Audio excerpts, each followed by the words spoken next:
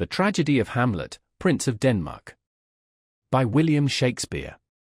Scene: Elsinore. Act 1. Scene 1. Elsinore.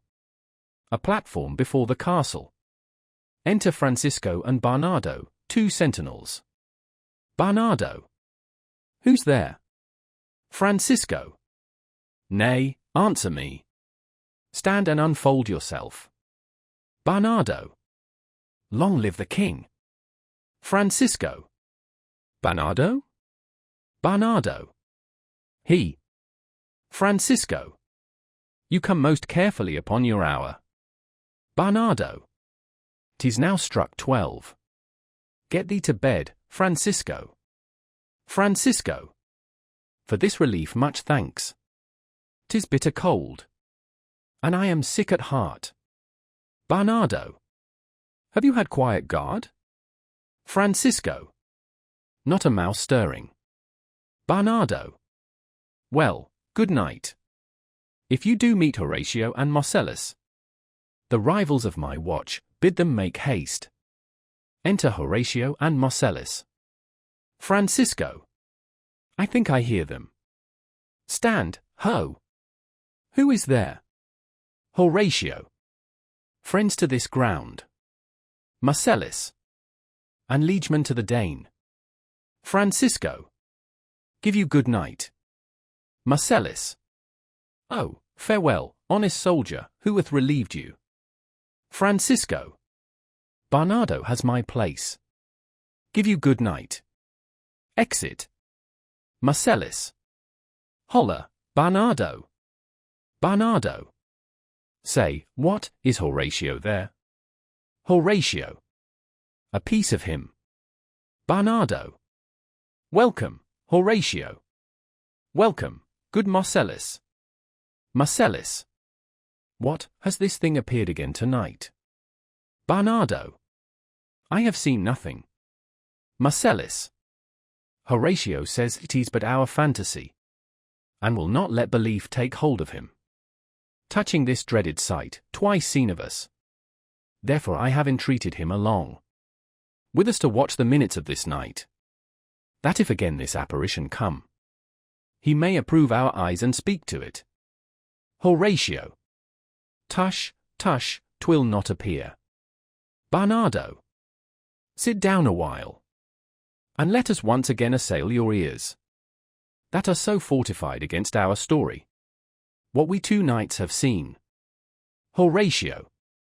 Well, sit we down, and let us hear Bernardo speak of this. Bernardo.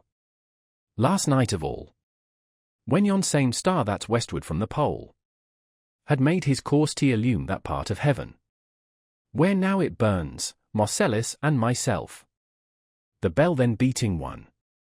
Marcellus. Peace, break thee off. Look where it comes again. Enter ghost. Bernardo. In the same figure, like the king that's dead. Marcellus. Thou art a scholar, speak to it, Horatio. Bernardo. Looks it not like the king? Mark it, Horatio. Horatio. Most like. It harrows me with fear and wonder. Bernardo. It would be spoke to. Marcellus. Question it, Horatio. Horatio. What art thou that usurps this time of night, together with that fair and warlike form, in which the majesty of buried Denmark did sometimes march? By heaven I charge thee speak. Marcellus. It is offended. Bernardo. See, it stalks away. Horatio. Stay. Speak, speak. I charge thee speak. Exit ghost. Marcellus. 'Tis gone, and will not answer. Bernardo. How now, Horatio? You tremble and look pale. Is not this something more than fantasy? What think you on't? Horatio. Before my God, I might not this believe, without the sensible and true avouch of mine own eyes. Marcellus. Is it not like the king? Horatio, as thou art to thyself. Such was the very armour he had on when he ambitious Norway combated. So frowned he once, when in an angry parle he smote the sledded Polacks on the ice. 'Tis strange, Marcellus, thus twice before, and jump at this dead hour. With martial stalketh he gone by our watch. Horatio, in what particular thought to work I know not, but in the gross and scope of my opinion, this bode some strange eruption to our state. Marcellus, good now, sit down, and tell me, he that knows, why this same strict and most observant watch so nightly toils the subject of the land, and why such daily cast of brazen cannon, and foreign mart for implements of war? Why such impress of shipwrights, whose sore task does not divide the Sunday from the week? What might be toward, that this sweaty haste doth make the night joint labourer with the day? Who is that can inform me? Horatio, that can I. At least, the whisper goes so. Our last king, whose image even but now appeared to us, was, as you know, by Fortinbras of Norway, thereto pricked on by a most emulate pride, dart to the combat, in which our valiant Hamlet, for so this side of our known world esteemed him, did slay this Fortinbras, who by a sealed compact, well ratified by law and heraldry, did forfeit, with his life, all those his lands, which he stood seized of, to the conqueror, against the which, a moiety competent, was gauged by our king, which had returned to the inheritance of Fortinbras. Had he been vanquisher, as by the same covenant and carriage of the article designed, his fell to Hamlet. Now, sir, young Fortinbras, of unimproved metal, hot and full, hath in the skirts of Norway, here and there, sharked up a list of lawless resolutes, for food and diet, to some enterprise, that of the stomachint, which is no other, as it doth well appear unto our state, but to recover of us by strong hand, and terms compulsatory, those foresaid lands, so by his father lost.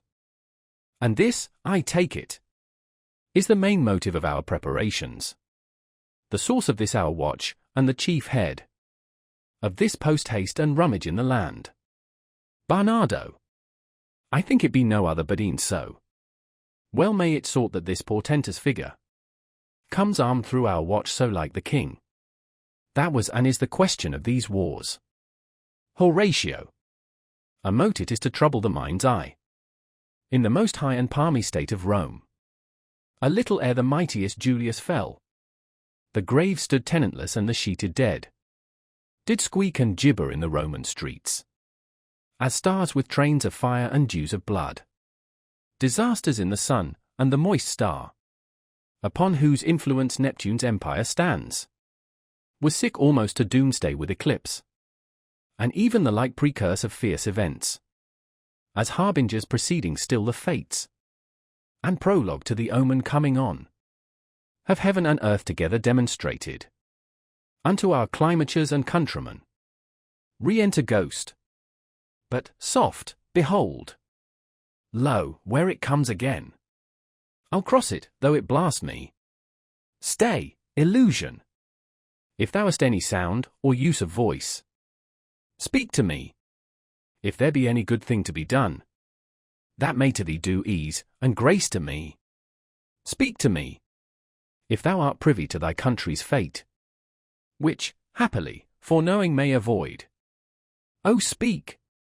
Or if thou hast uphoarded in thy life extorted treasure in the womb of earth, for which, they say, you spirits oft walk in death, speak of it. Stay, and speak. The cock crows. Stop it, Marcellus. Marcellus. Shall I strike at it with my partisan? Horatio. Do, if it will not stand. Barnardo. 'Tis here. Horatio. 'Tis here. Exit ghost. Marcellus. 'Tis gone. we do it wrong, being so majestical, to offer it the show of violence. For it is as the air, invulnerable, and our vein blows malicious mockery. Barnardo. It was about to speak, when the cock crew. Horatio. And then it started, like a guilty thing, upon a fearful summons. I have heard. The cock, that is the trumpet to the morn, doth with his lofty and shrill-sounding throat awake the god of day, and at his warning, whether in sea or fire, in earth or air, extravagant and erring spirit hies to his confine, and of the truth herein, this present object made probation. Marcellus. It faded on the crowing of the cock. Some say that ever 'gainst that season comes, wherein our Saviour's birth is celebrated.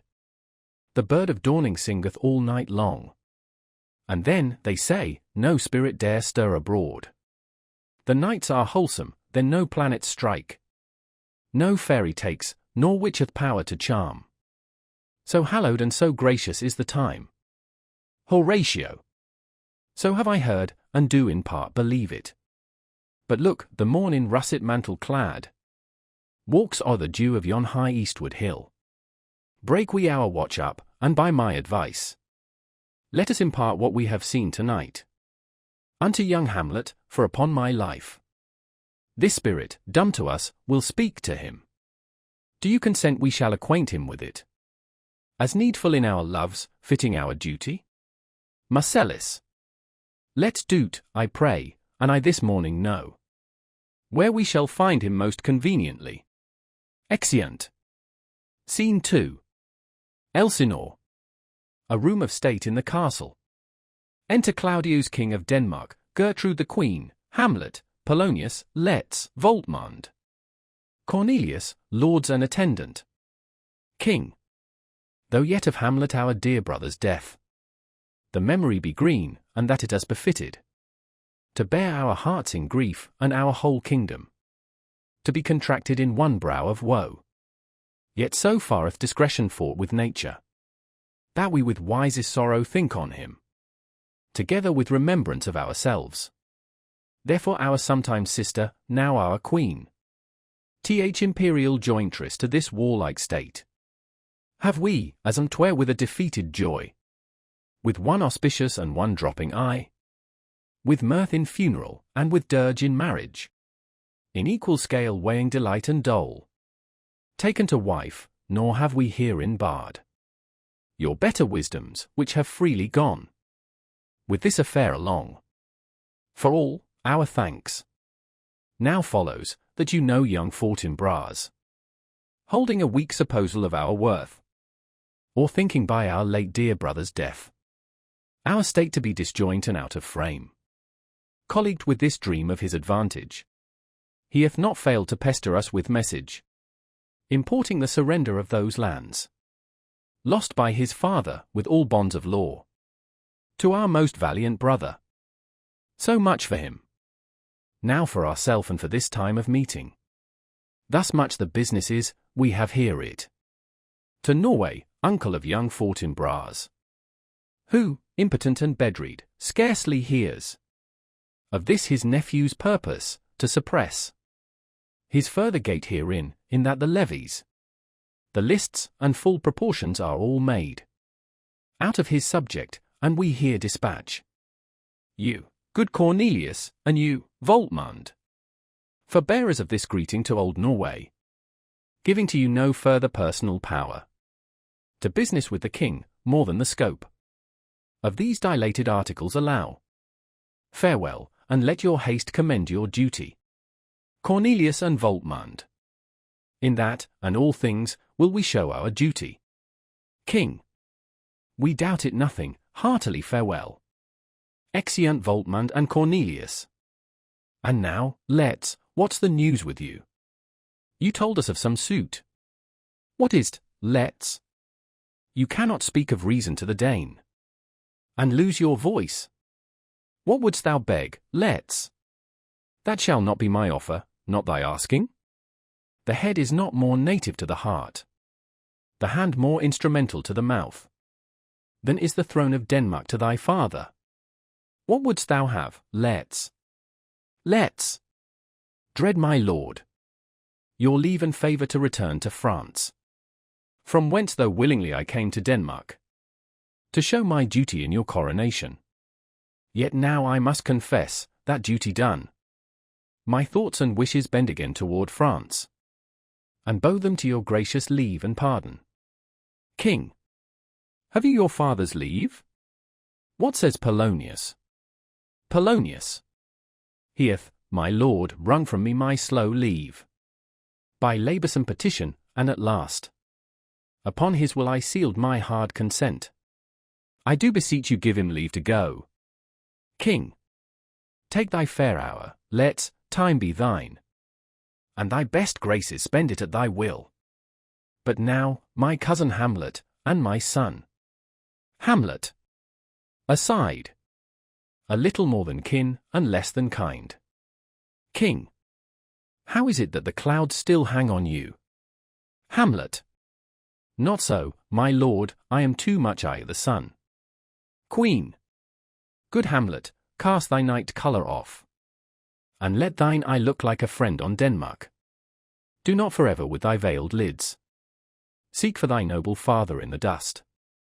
Thou know'st 'tis common, all that lives must die, passing through nature to eternity. Hamlet, madam, it is common. Queen, if it be, why seems it so particular with thee? Hamlet, seems, madam. Nay, it is, I know not seems. 'Tis not alone my inky cloak, good mother, nor customary suits of solemn black, nor windy suspiration of forked breath. No, nor the fruitful river in the eye, nor the dejected haviour of the visage, together with all forms, moods, shows of grief, that can denote me truly. These indeed seem, for they are actions that a man might play. But I have that within which passeth show. These but the trappings and the suits of woe. King, 'tis sweet and commendable in your nature, Hamlet, to give these morning duties to your father. But you must know, your father lost a father. That father lost his, and the survivor bound, in filial obligation, for some term, to do obsequious sorrow, but to persevere in obstinate condolement is a course of impious stubbornness. 'Tis unmanly grief. It shows a will most incorrect to heaven, a heart unfortified, a mind impatient, an understanding simple and unschooled. For what we know must be, and is as common as any the most vulgar thing to sense. Why should we in our peevish opposition take it to heart? Fie, 'tis a fault to heaven, a fault against the dead, a fault to nature, to reason most absurd, whose common theme is death of fathers, and who still hath cried from the first course till he that died today. This must be so. We pray you throw to earth this unprevailing woe, and think of us as of a father, for let the world take note. You are the most immediate to our throne, and with no less nobility of love than that which dearest father bears his son. Do I impart toward you, for your intent in going back to school in Wittenberg? It is most retrograde to our desire, and we beseech you bend you to remain here in the cheer and comfort of our eye, our chiefest courtier, cousin, and our son. Queen, let not thy mother lose her prayers, Hamlet. I pray thee stay with us, go not to Wittenberg. Hamlet, I shall in all my best obey you, madam. King, why, 'tis a loving and a fair reply. Be as ourself in Denmark. Madam, come. This gentle and unforked accord of Hamlet sits smiling to my heart, in grace whereof no jocund health that Denmark drinks today, but the great cannon to the clouds shall tell, and the kings rouse the heaven shall bruit again, re-speaking earthly thunder. Come away. Exeunt all but Hamlet. Hamlet, oh that this too solid flesh would melt. Thor, and resolve itself into a Jew, or that the everlasting had not fixed his canon 'gainst self-slaughter. O God! O God! How weary, stale, flat, and unprofitable seem to me all the uses of this world. Fie on't! O fie! 'Tis an unweeded garden that grows to seed things rank and gross in nature. Possess it merely, that it should come to this. But 2 months dead, nay, not so much, not 2. So excellent a king, that was to this. Hyperion to a satyr, so loving to my mother, that he might not beteem the winds of heaven. Visit her face too roughly. Heaven and earth! Must I remember? Why, she would hang on him, as if increase of appetite had grown by what it fed on, and yet, within a month. Let me not think on't, frailty, thy name is woman. A little month, or ere those shoes were old, with which she followed my poor father's body. Like Niobe, all tears. Why she, even she? O God!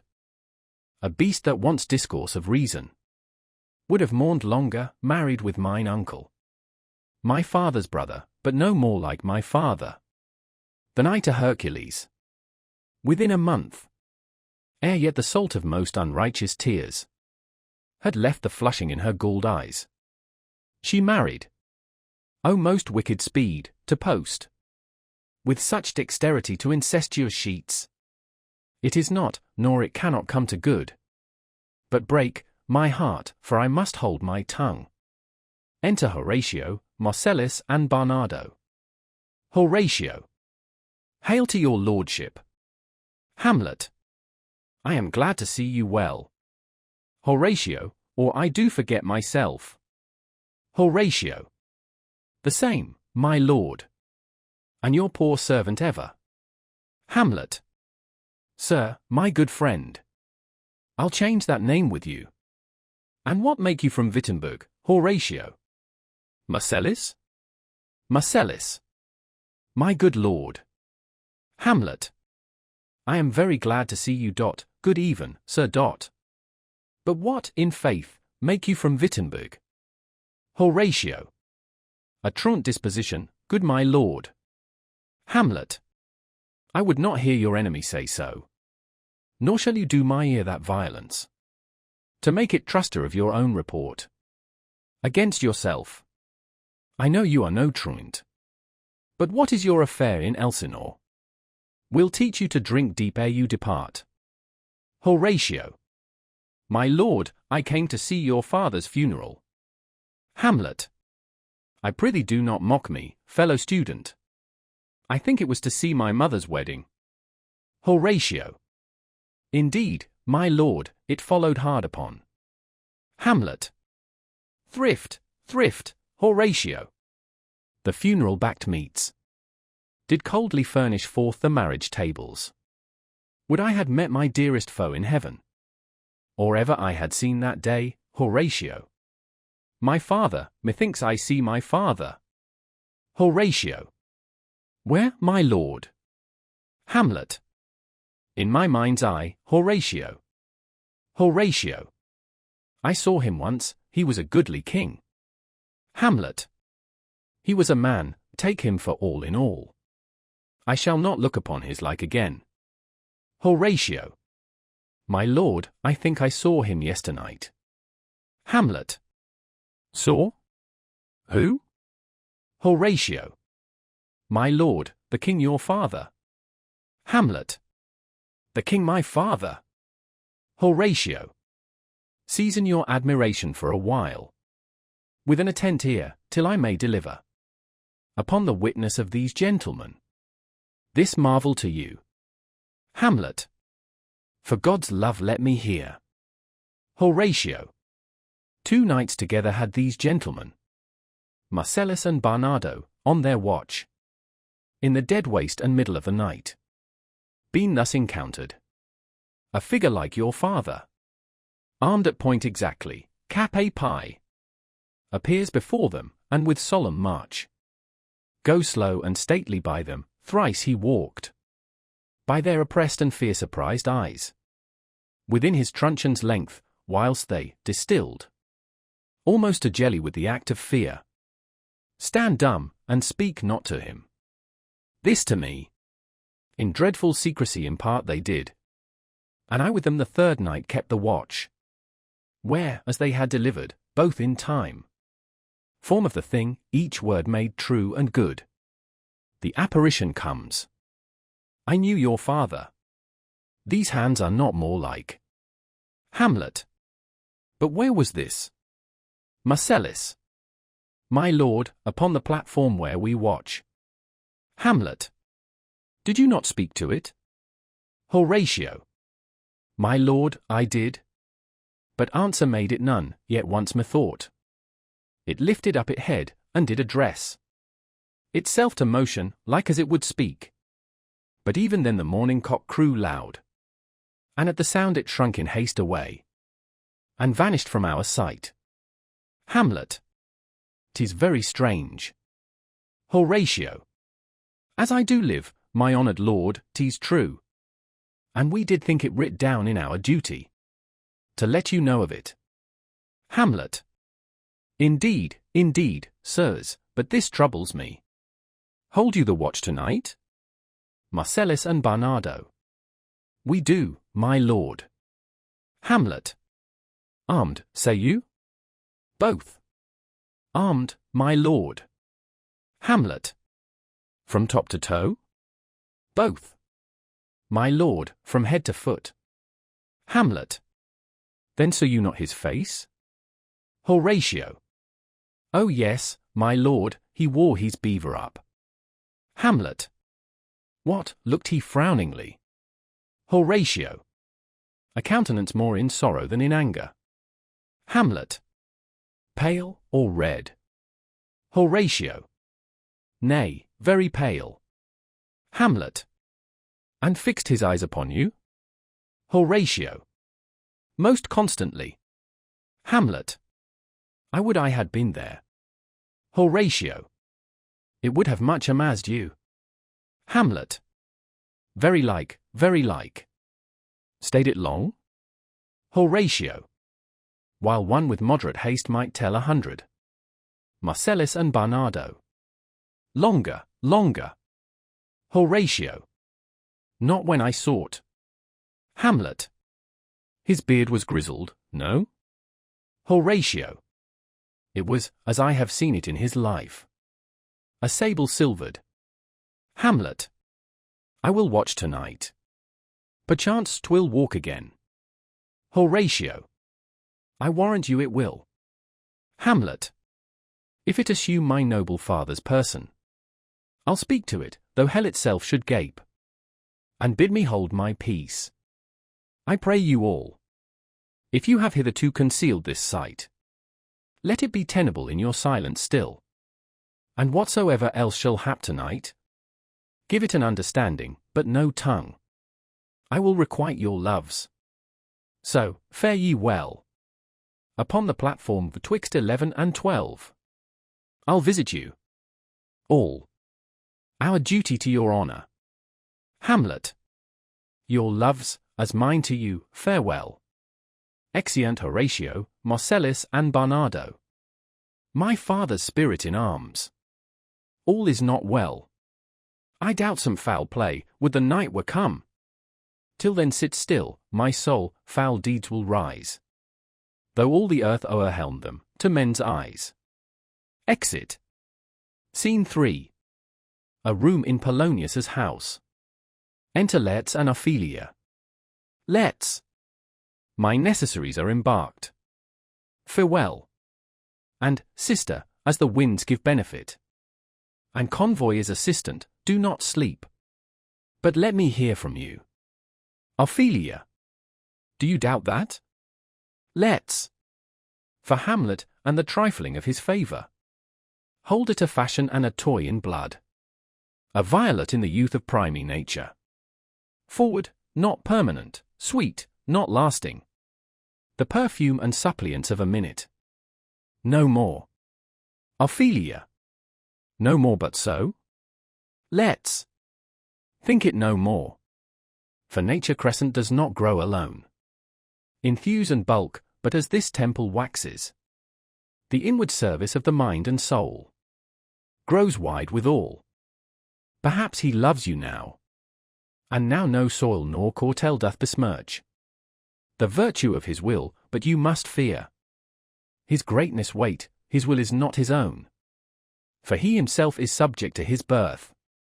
He may not, as unvalued persons do, carve for himself, for on his choice depends the sanctity and health of this whole state, and therefore must his choice be circumscribed unto the voice and yielding of that body, whereof he is the head. Then if he says he loves you, it fits your wisdom so far to believe it, as he in his particular act and place may give his saying deed, which is no further than the main voice of Denmark goes withal.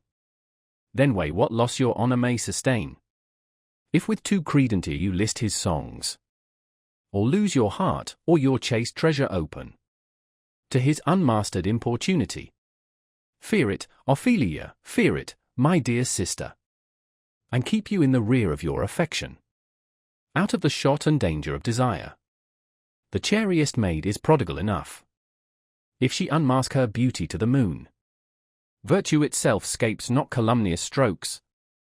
The canker galls the infants of the spring too oft before their buttons be disclosed, and in the morn and liquid dew of youth contagious blastments are most imminent. Be wary then, best safety lies in fear. Youth to itself rebels, though none else near. Ophelia, I shall effect of this good lesson keep, as watchman to my heart. But good my brother, do not as some ungracious pastors do, show me the steep and thorny way to heaven, whilst like a puffed and reckless libertine, himself the primrose path of dalliance treads, and recks not his own reed. Let's, oh, fear me not, I stay too long. But here my father comes. Enter Polonius. A double blessing is a double grace. Occasion smiles upon a second leave. Polonius. Yet here, let's. Aboard, for shame. The wind sits in the shoulder of your sail, and you are stayed for. There, my blessing with you. Laying his hand on Let's head. And these few precepts in thy memory. Look thou character. Give thy thoughts no tongue, nor any unproportioned thought his act. Be thou familiar, but by no means vulgar. Those friends thou hast, and their adoption tried. Grapple them unto thy soul with hoops of steel. But do not dull thy palm with entertainment of each new-hatched, unfledged comrade. Beware of entrance to a quarrel, but being in, bet that opposed may beware of thee. Give every man thine ear, but few thy voice. Take each man censure, but reserve thy judgment. Costly thy habit as thy purse can buy, but not expressed in fancy, rich, not gaudy. For the apparel oft proclaims the man, and they in France of the best rank and station are of a most select and generous chief in that neither a borrower nor a lender be. For loan oft loses both itself and friend, and borrowing dulls the edge of husbandry. This above all, to thine own self be true, and it must follow, as the night the day. Thou canst not then be false to any man. Farewell, my blessing season this in thee. Let's. Most humbly do I take my leave, my lord. Polonius. The time invites you, go, your servants tend. Let's. Farewell, Ophelia, and remember well what I have said to you. Ophelia. 'Tis in my memory locked, and you yourself shall keep the key of it. Let's. Farewell. Exit. Polonius. What is't, Ophelia, he hath said to you? Ophelia. So please you, something touching the Lord Hamlet. Polonius. Marry, well bethought. 'Tis told me he hath very oft of late given private time to you, and you yourself have of your audience been most free and bounteous. If it be so, as Sostes put on me. And that in way of caution I must tell you. You do not understand yourself so clearly, as it behoves my daughter and your honour. What is between you? Give me up the truth. Ophelia. He hath, my lord, of late made many tenders of his affection to me. Polonius. Affection? Pooh! You speak like a green girl, unsifted in such perilous circumstance. Do you believe his tenders, as you call them? Ophelia. I do not know, my lord, what I should think. Polonius. Marry, I'll teach you, think yourself a baby, that you have ta'en these tenders for true pay, which are not sterling. Tender yourself more dearly, or, not to crack the wind of the poor phrase, running it thus, you'll tender me a fool. Ophelia.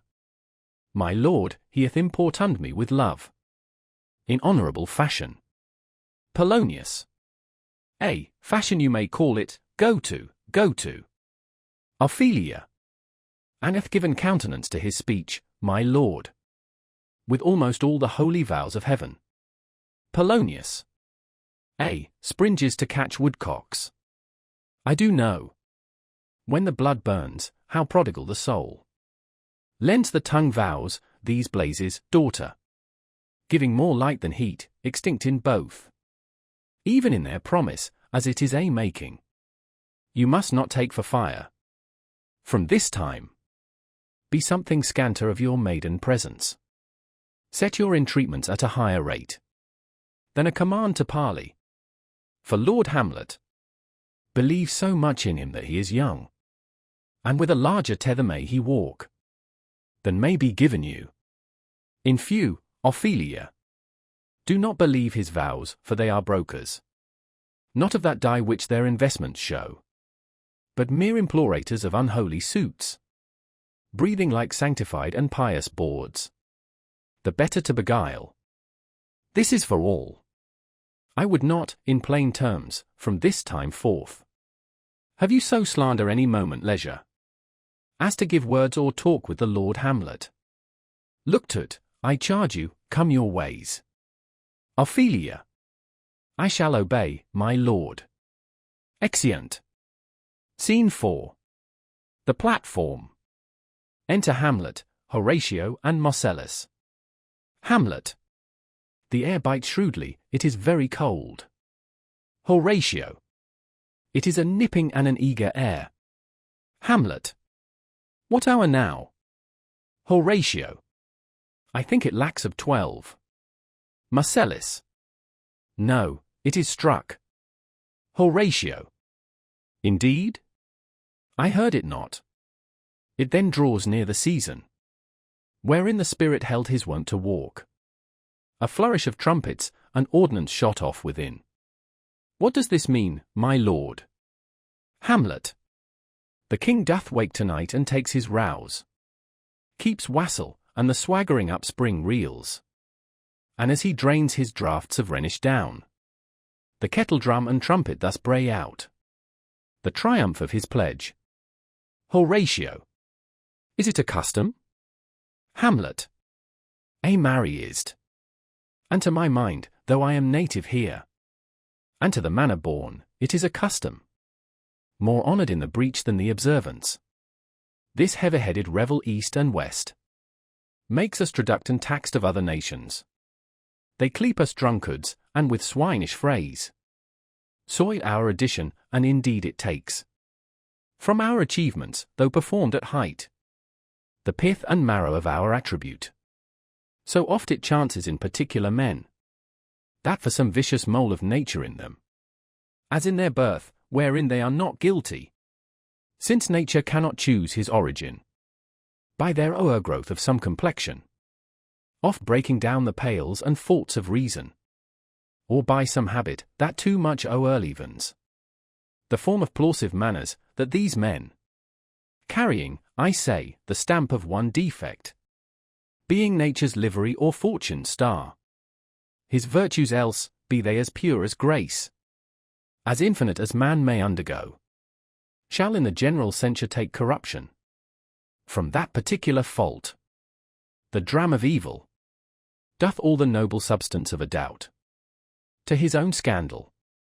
Horatio. Look, my lord, it comes. Enter Ghost. Hamlet. Angels and ministers of grace defend us. Be thou a spirit of health or goblin damned. Bring with the airs from heaven or blasts from hell. Be thy intents wicked or charitable. Thou com'st in such a questionable shape, that I will speak to thee. I'll call thee Hamlet.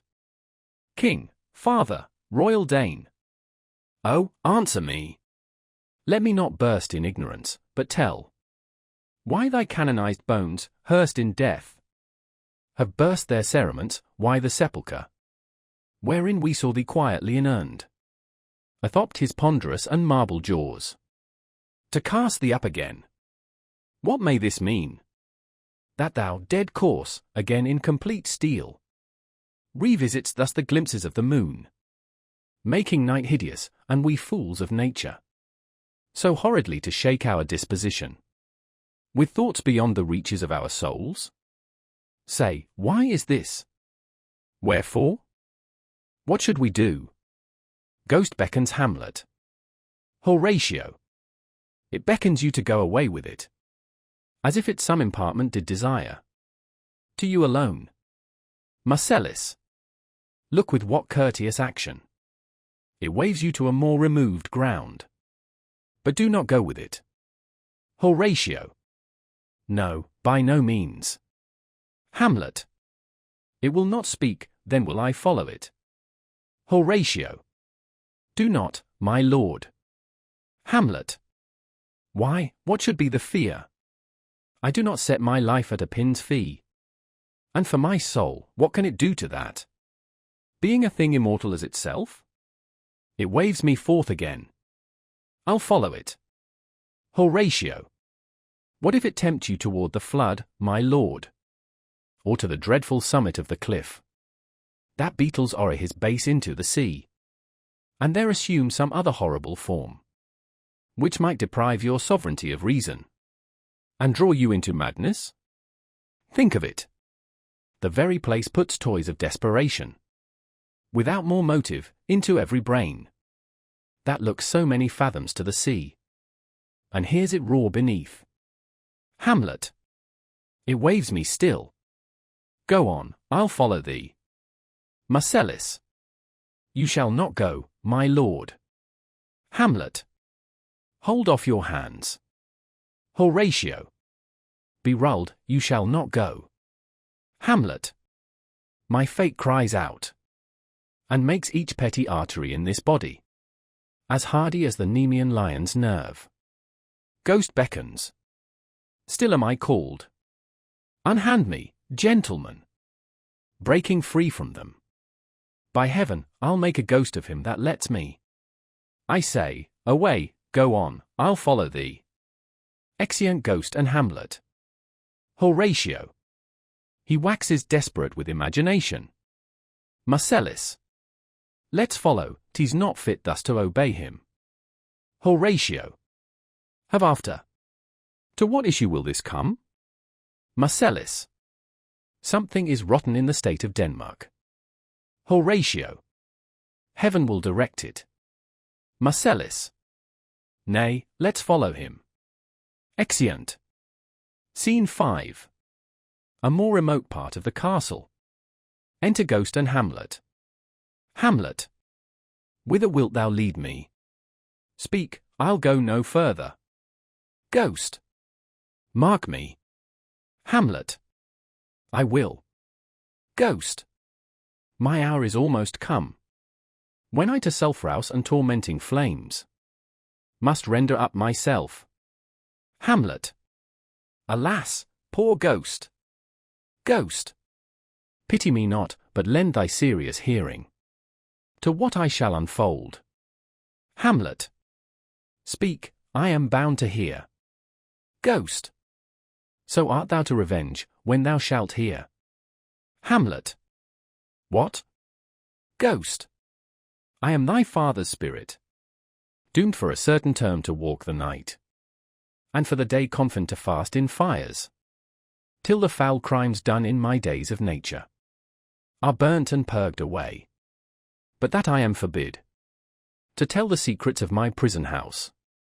I could a tale unfold whose lightest word would harrow up thy soul, freeze thy young blood, make thy two eyes like stars start from their spheres, thy knotted and combined locks to part, and each particular hair to stand on end, like quills upon the fretful porpentine. But this eternal blazon must not be to ears of flesh and blood. List, list, oh, list! If thou didst ever thy dear father love. Hamlet. O God! Ghost! Revenge his foul and most unnatural murder. Hamlet. Murder! Ghost! Murder most foul, as in the best it is. But this most foul, strange, and unnatural. Hamlet. Haste me to note, that I, with wings as swift as meditation or the thoughts of love, may sweep to my revenge. Ghost. I find thee apt, and duller shouldst thou be than the fat weed that rots itself in ease on Lethe wharf. Wouldst thou not stir in this? Now, Hamlet, hear. 'Tis given out that, sleeping in my orchard, a serpent stung me, so the whole ear of Denmark is by a forged process of my death rankly arbused. But know, thou noble youth, the serpent that did sting thy father's life now wears his crown. Hamlet. O my prophetic soul! Mine uncle! Ghost! That incestuous, that adulterate beast, with witchcraft of his wit, with traitorous gifts. O wicked wit, and gifts, that have the power so to seduce one to his shameful lust, the will of my most seeming virtuous queen. O Hamlet, what a falling off was there from me, whose love was of that dignity that it went hand in hand even with the vow I made to her in marriage, and to decline upon a wretch whose natural gifts were poor to those of mine. But virtue, as it never will be moved, though lewdness caught it in a shape of heaven, so lust, though to a radiant angel linked, will sate itself in a celestial bed, and prey on garbage. But soft, methinks I scent the morning air. Brief let me be, sleeping within my orchard, my custom always of the afternoon. Upon my secure hour thy uncle stole, with juice of cursed Hebanon in a vial, and in the porches of my ears did pour the leprous distilment, whose effect holds such an enmity with blood of man, that swift as quicksilver it courses through the natural gates and alleys of the body, and with a sudden vigour it doth posset, and curd, like eager droppings into milk, the thin and wholesome blood. So did it mine, and a most instant tetrabarked about, most lazar-like, with vile and loathsome crust, all my smooth body. Thus was I, sleeping, by a brother's hand, of life, of crown, of queen at once dispatched, cut off even in the blossoms of my sin, unhouse-led, disappointed, unanelled, no reckoning made, but sent to my account, with all my imperfections on my head. O horrible! O horrible! Most horrible! If thou hast nature in thee, bear it not. Let not the royal bed of Denmark be a couch for luxury and damned incest. But howsoever thou pursuest this act, taint not thy mind, nor let thy soul contrive against thy mother aught, leave her to heaven, and to those thorns that in her bosom lodge, to prick and sting her. Fare thee well at once. The glowworm shows the matin to be near, and begins to pale his uneffectual fire. Adieu, adieu, adieu. Remember me. Exit. Hamlet. O all you host of heaven. O earth. What else? And shall I couple hell? Oh, fie. Hold, my heart. And you, my sinews, grow not instant old, but bear me stiffly up. Remember thee? thou poor ghost, while memory holds a seat in this distracted globe. Remember thee? Yeah, from the table of my memory I'll wipe away all trivial fond records, all sores of books, all forms, all pressures past, that youth and observation copied there, and thy commandment all alone shall live within the book and volume of my brain, unmixed with baser matter. Yes, by heaven! O most pernicious woman! O villain, villain, smiling damned villain! My tables, meet it is I set it down, that one may smile, and be a villain. At least I am sure it may be so in Denmark. Writing. So, uncle, there you are. Now to my word. It is adieu, adieu, remember me. I have sworn't. Horatio and Marcellus. Within. My lord, my lord. Marcellus. Within. Lord Hamlet. Horatio. Within. Heaven secure him. Hamlet. So be it. Marcellus. Within. Illo, ho, ho, my lord. Hamlet. Hillo, ho, ho, boy. Come, bird, come. Enter Horatio and Marcellus. Marcellus. How is't, my noble lord? Horatio. What news, my lord? Hamlet. Oh, wonderful. Horatio. Good my lord, tell it. Hamlet. No, you'll reveal it. Horatio. Not I, my lord, by heaven. Marcellus. Nor I, my lord. Hamlet. How say you then, would heart of man once think it? But you'll be secret? Horatio and Marcellus. By heaven, my lord. Hamlet. There's ne'er a villain dwelling in all Denmark, but he's an arrant knave. Horatio. There needs no ghost, my lord, come from the grave to tell us this. Hamlet. Why, right, you are I the right. And so, without more circumstance at all, I hold it fit that we shake hands and part. You, as your business and desire shall point you. For every man hath business and desire, such as it is, and for my own poor part. Look you, I'll go pray. Horatio. These are but wild and whirling words, my lord. Hamlet. I'm sorry they offend you, heartily. Yes, faith, heartily. Horatio. There's no offence, my lord. Hamlet. Yes, by St. Patrick, but there is, Horatio. And much offence too. Touching this vision here. It is an honest ghost, that let me tell you. For your desire to know what is between us. Master T as you may. And now, good friends. As you are friends, scholars, and soldiers, give me one poor request. Horatio. What is't, my lord? We will. Hamlet. Never make known what you have seen tonight. Horatio and Marcellus. My lord, we will not. Hamlet. Nay, but sweat. Horatio. In faith, my lord, not I.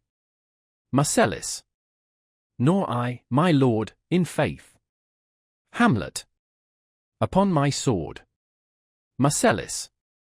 We have sworn, my lord, already. Hamlet. Indeed, upon my sword, indeed. Ghost. Cries under the stage.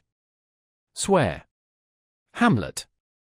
Ha, ha, boy, say'st thou so? Art thou there, Truepenny? Come on, you hear this fellow in the cellarage.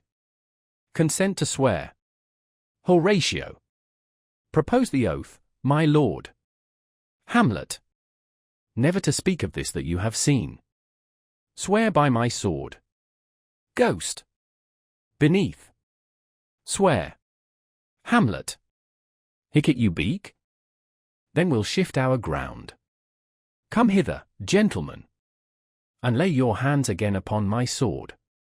Never to speak of this that you have heard. Swear by my sword. Ghost. Beneath. Swear.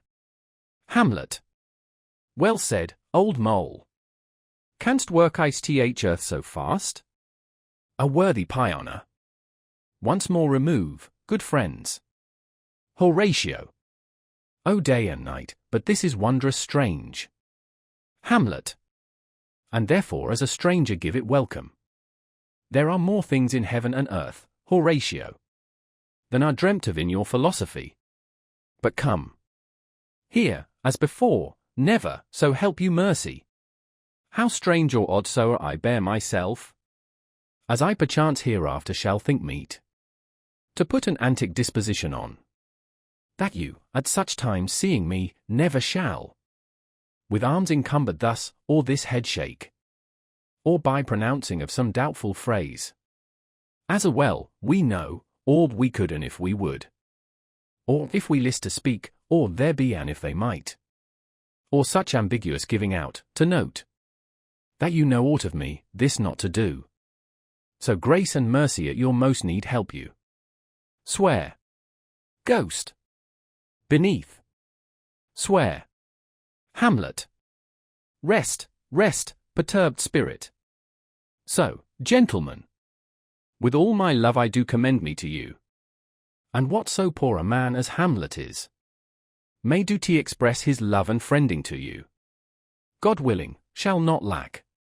Let us go in together. And still your fingers on your lips, I pray. The time is out of joint. O cursed spite, that ever I was born to set it right. Nay, come, let's go together. Exeunt. Act 2. Scene 1. A room in Polonius's house. Enter Polonius and Reynaldo. Polonius. Give him this money and these notes, Reynaldo. Reynaldo. I will, my lord. Polonius. You shall do marvellous wisely, good Reynaldo, before you visit him, to make inquiry of his behaviour. Reynaldo. My lord, I did intend it. Polonius.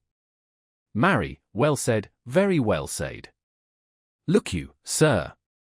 Inquire me first what danskers are in Paris, and how, and who, what means, and where they keep, what company, at what expense, and finding, by this encompassment and drift of question, that they do know my son, come you more nearer than your particular demands will touch it. Take you as it were some distant knowledge of him, as thus I know his father and his friends, and impart him. Do you mark this, Reynaldo? Reynaldo. Very well, my lord. Polonius. And impart him, but, you may say, not well. But if be he I mean, he's very wild. Addicted so, and there put on him what forgeries you please, marry, none so rank as may dishonour him, take heed of that. But, sir, such wanton, wild, unusual slips, as our companions noted and most known to youth and liberty. Reynaldo. As gaming, my lord? Polonius. Or drinking, fencing, swearing, quarrelling, drabbing. You may go so far. Reynaldo. My lord, that would dishonour him. Polonius. Faith no, as you may season it in the charge. You must not put another scandal on him, that he is open to incontinency. That's not my meaning, but breathe his faults so quaintly, that they may seem the taints of liberty, the flash and outbreak of a fiery mind, a savageness in unreclaimed blood, of general assault. Reynaldo. But my good lord. Polonius. Wherefore should you do this? Reynaldo. My lord, I would know that. Polonius. Marry, sir, here's my drift, and I believe it is a fetch of warrant. You laying these slight sullies on my son, as suitwere a thing a little soiled ith a working. Mark you. your party in converse, him you would sound. Having ever seen in the prenominate crimes, the youth you breathe of guilty, be assured. He closes with you in this consequence. Good sir, or so, or friend, or the gentleman, according to the phrase or the addition, of man and country. Rinaldo. Very good, my lord. Polonius. And then, sir, does he this? He does. What was I about to say? By the mass, I was about to say something. Where did I leave? Rinaldo. At closes in the consequence. At friend or so, and a gentleman. Polonius. At closes in the consequence, marry. He closes with you thus, I know the gentleman. I saw him yesterday, or t'other day. Or then, with such and such, and, as you say. There was he gaming, there o'ertook in't rouse. There falling out at tennis, or perchance. I saw him enter such a house of sale. Videlicet, a brothel, or so forth. See you now. Your beta fossard takes this carp of truth. And thus do we of wisdom and of reach. With windlasses, and with assays of bias. By indirections find directions out. So by my former lecture and advice. Shall you, my son? You have me, have you not? Rinaldo. My lord, I have. Polonius. God be you, fare you well. Rinaldo. Good my lord. Polonius. Observe his inclination in yourself. Rinaldo. I shall, my lord. Polonius. And let him ply his music. Rinaldo. Well, my lord. Polonius. Farewell. Exit Rinaldo. Enter Ophelia. How now, Ophelia, what's the matter? Ophelia. Alas, my lord, I have been so affrighted. Polonius. With what, in the name of God? Ophelia. My lord, as I was sewing in my chamber. Lord Hamlet, with his doublet all unbracked. No hat upon his head, his stockings fouled. Ungirt red, and down jived to his ankle. Pale as his shirt, his knees knocking each other. And with a look so piteous in purport, as if he had been loosed out of hell. To speak of horrors, he comes before me. Polonius. Mad for thy love? Ophelia. My lord, I do not know, but truly I do fear it. Polonius. What said he? Ophelia. He took me by the wrist and held me hard. Then goes he to the length of all his arm. And with his other hand thus o'er his brow.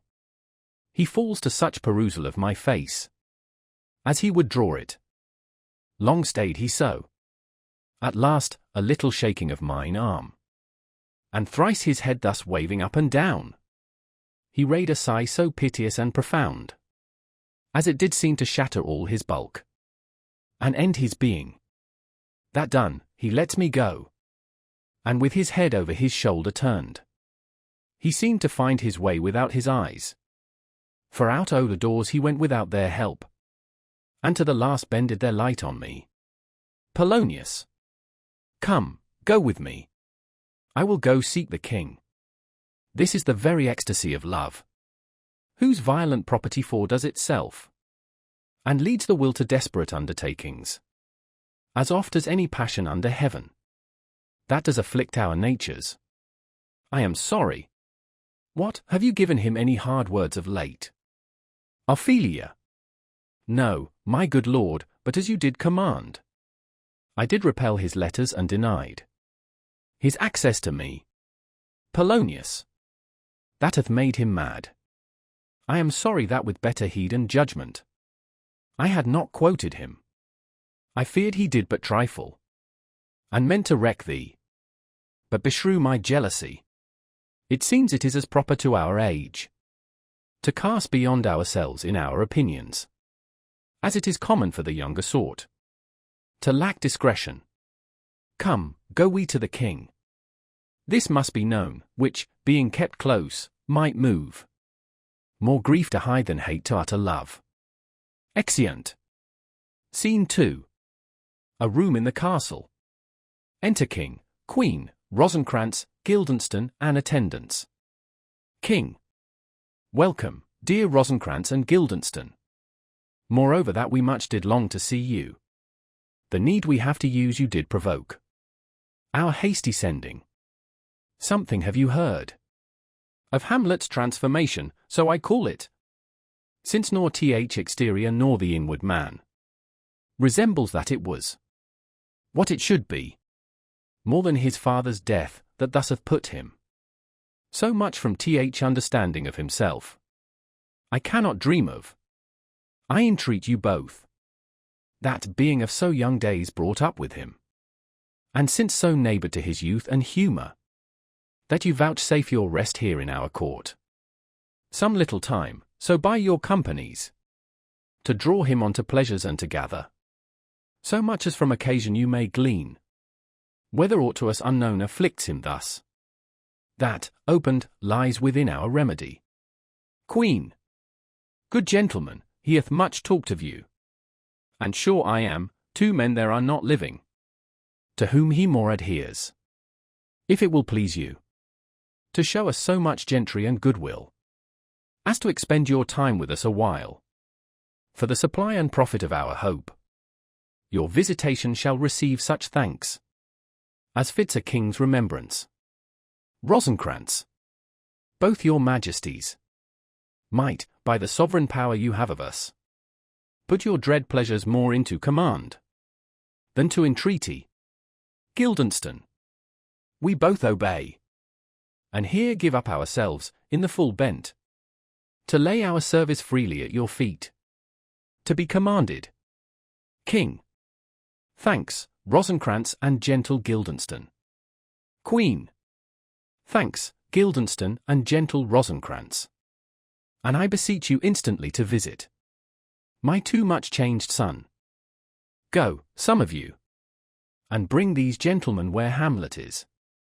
Guildenstern. Heavens make our presence and our practices pleasant and helpful to him. Queen. Amen. Exeunt Rosencrantz, Guildenstern, and some attendants. Enter Polonius. Polonius. Th ambassadors from Norway, my good lord, are joyfully returned. King. Thou still hast been the father of good news.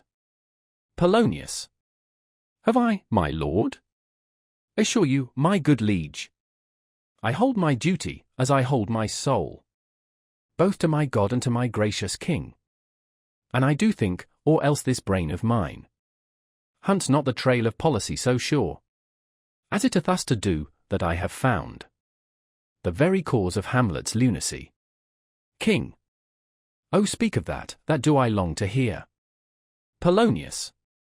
Give first admittance to th ambassadors. My news shall be the fruit to that great feast. King. Thyself do grace to them, and bring them in. Exit Polonius. He tells me, my sweet queen, that he hath found the head and source of all your son's distemper. Queen. I doubt it is no other but the main, his father's death and our hasty marriage. King. Well, we shall sift him. Enter Polonius with Voltmund and Cornelius. Welcome, my good friends. Say, Voltmund, what from our brother Norway? Voltmund. Most fair return of greetings and desires. Upon our first, he sent out to suppress his nephew's levies, which to him appeared to be a preparation gainst the Polack. But better looked into, he truly found it was against your highness, whereat grieved, that so his sickness, age, and impotence was falsely borne in hand, sent out arrests on Fortinbras, which he, in brief, obeys, receives rebuke from Norway, and in fine makes vow before his uncle never more to give th assay of arms against your majesty. Whereon old Norway, overcome with joy, gives him 3,000 crowns in annual fee, and his commission to employ those soldiers, so levied as before, against the Polack. With an entreaty, herein further shown. Gives a paper, that it might please you to give quiet pass through your dominions for this enterprise, on such regards of safety and allowance, as therein are set down. King. It likes us well, and at our more considered time we'll read, answer, and think upon this business. Meantime we thank you for your well-took labour. Go to your rest, at night we'll feast together. Most welcome home. Exeunt Voltmund and Cornelius. Polonius. This business is well ended. My liege and madam, to expostulate. What majesty should be, what duty is. Why day is day, night night, and time is time. Were nothing but to waste night, day, and time.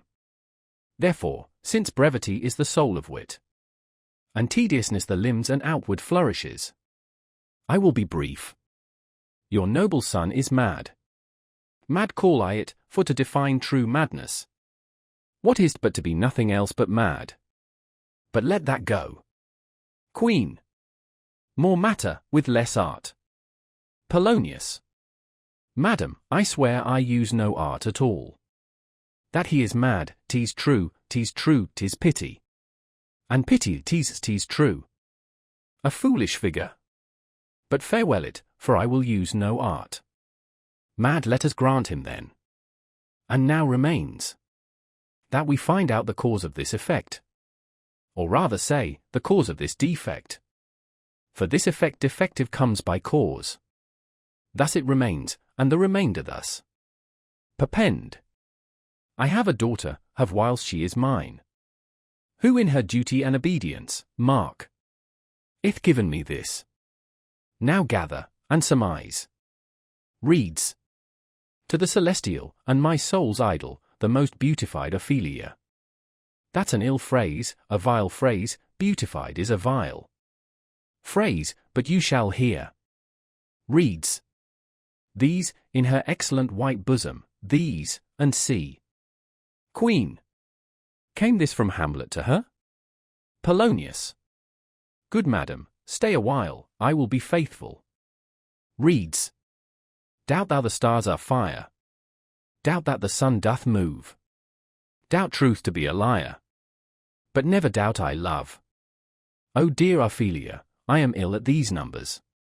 I have not art to reckon my groans. But that I love thee best, O most best, believe it. Adieu. Thine evermore, most dear lady, whilst this machine is to him. Hamlet. This in obedience hath my daughter showed me, and more above, hath his solicitings, as they fell out by time, by means, and place, all given to mine ear. King. But how hath she received his love? Polonius. What do you think of me? King. As of a man faithful and honourable. Polonius. I would fain prove so. But what might you think? When I had seen this hot love on the wing, as I perceived it, I must tell you that, before my daughter told me, what might you, or my dear majesty your queen here, think, if I had played the desk or table book, or given my heart a winking, mute and dumb, or looked upon this love with idle sight? What might you think? No, I went round to work, and my young mistress thus I did bespeak. Lord Hamlet is a prince, out of thy star. This must not be.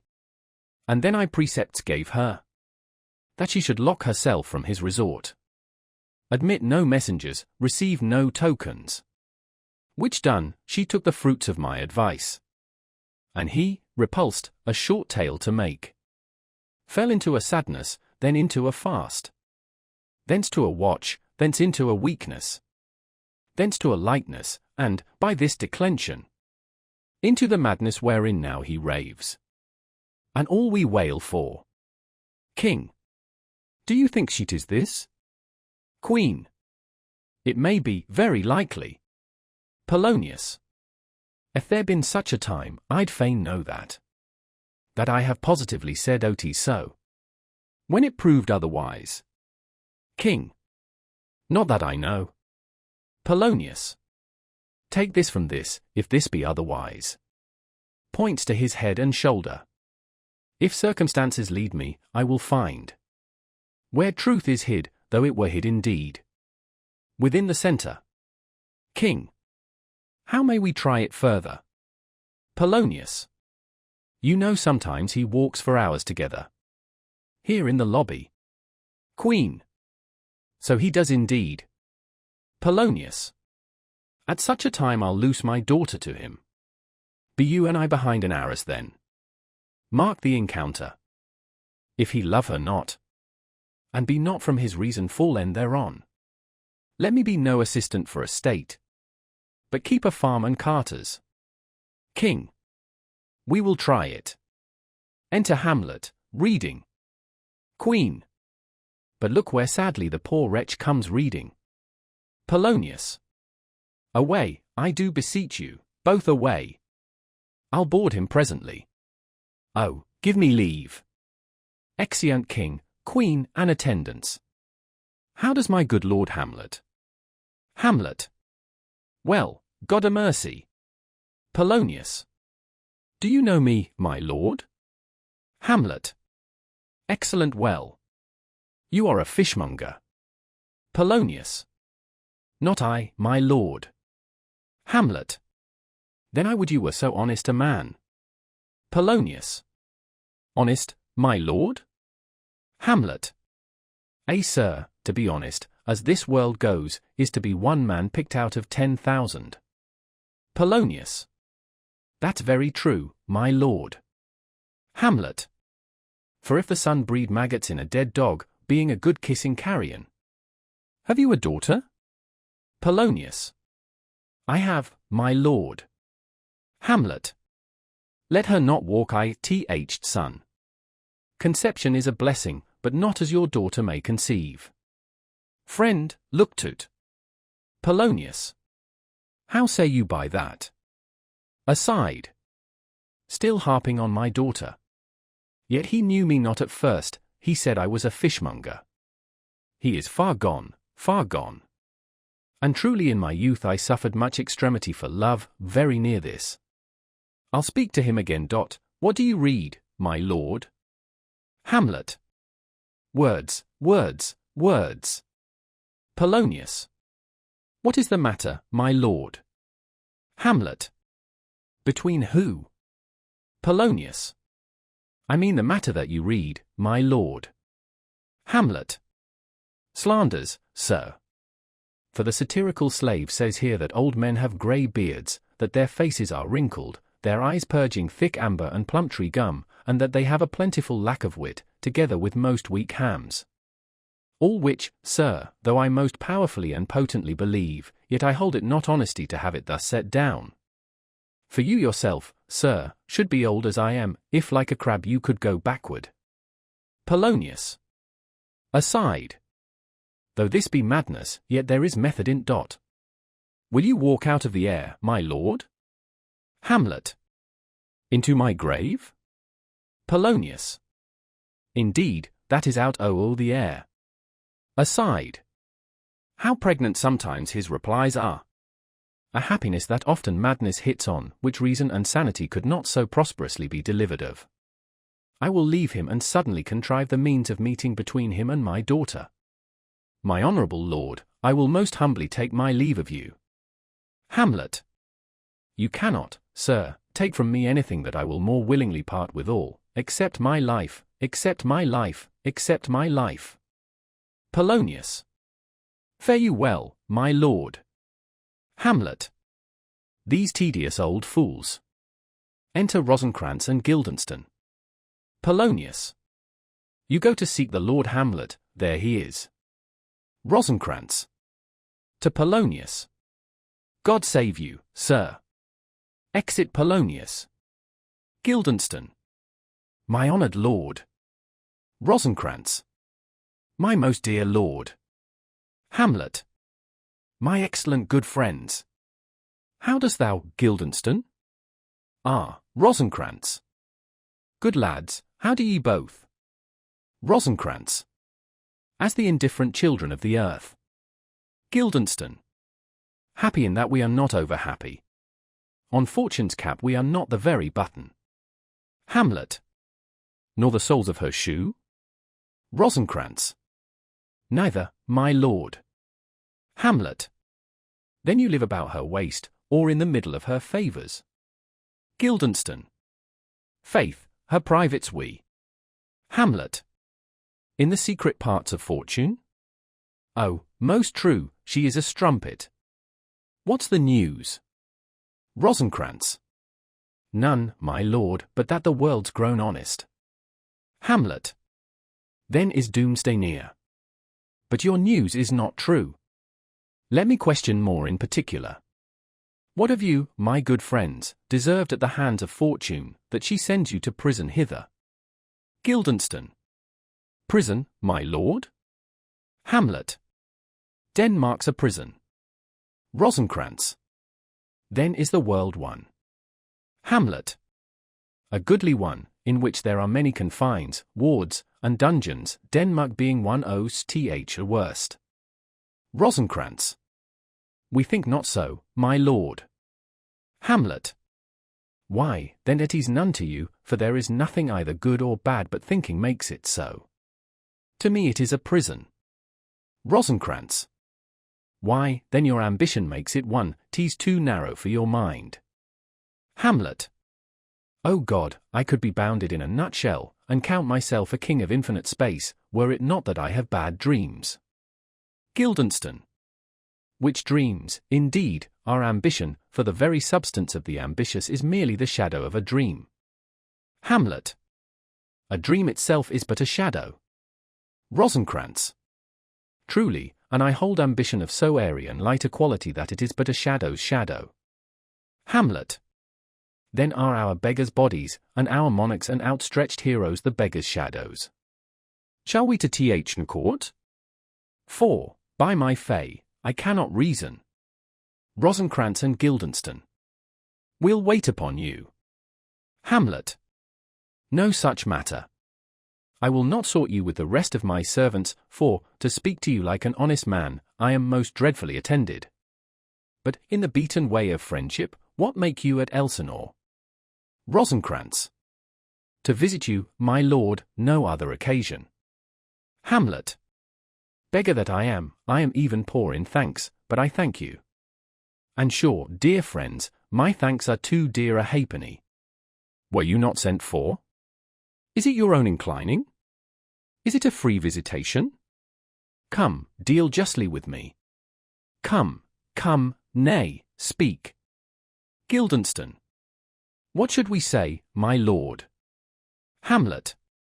Why, anything. But to the purpose. You were sent for, and there is a kind of confession in your looks, which your modesties have not craft enough to colour. I know the good king and queen have sent for you. Rosencrantz.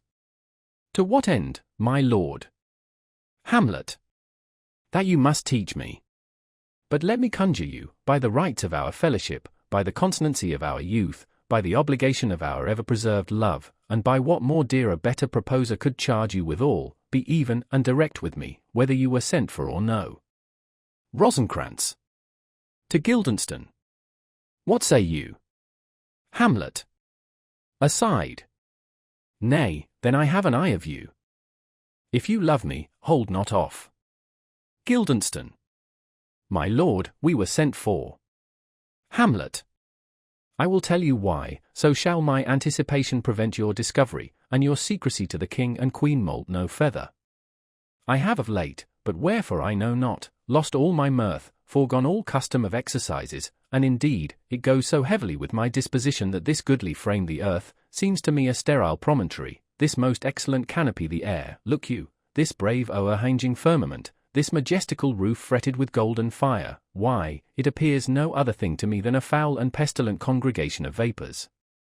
What a piece of work is man, how noble in reason, how infinite in faculties, in form and moving, how express and admirable, in action how like an angel, in apprehension, how like a god, the beauty of the world, the paragon of animals. And yet, to me, what is this quintessence of dust? Man delights not me, no, nor woman neither, though by your smiling you seem to say so. Rosencrantz. My lord, there was no such stuff in my thoughts. Hamlet. Why did you laugh then, when I said a man delights not me? Rosencrantz. To think, my lord, if you delight not in man, what Lenten entertainment the players shall receive from you. We coated them on the way, and hither are they coming to offer you service. Hamlet. He that plays the king shall be welcome, his majesty shall have tribute of me, the adventurous knight shall use his foil and target, the lover shall not sigh gratis, the humorous man shall end his part in peace, the clown shall make those laugh whose lungs are tickle th seer, and the lady shall say her mind freely, or the blank verse shall halt fort. What players are they? Rosencrantz. Even those you were wont to take such delight in, the tragedians of the city. Hamlet. How chances it they travel? Their residence, both in reputation and profit, was better both ways. Rosencrantz. I think their inhibition comes by the means of the late innovation. Hamlet. Do they hold the same estimation they did when I was in the city? Are they so followed? Rosencrantz. No, indeed, they are not. Hamlet. How comes it? Do they grow rusty? Rosencrantz. Nay, their endeavour keeps in the wonted pace, but there is, sir, an area of children, little Iases, that cry out on the top of question, and are most tyrannically clapped for't. These are now the fashion, and so berattle the common stages, so they call them, that many wearing rapiers are afraid of goose quills and dare scarce come thither. Hamlet. What, are they children? Who maintains them? How are they escoted? Will they pursue the quality no longer than they can sing? Will they not say afterwards, if they should grow themselves to common players, as it is most like, if their means are no better, their writers do them wrong to make them exclaim against their own succession? Rosencrantz. Faith, there has been much to do on both sides, and the nation holds it no sin to tar them to controversy. There was for a while no money bid for argument unless the poet and the player went to cuffs in the question. Hamlet. Is possible? Guildenstern. Oh, there has been much throwing about of brains. Hamlet. Do the boys carry it away? Rosencrantz. That they do, my lord. Hercules and his load too. Hamlet.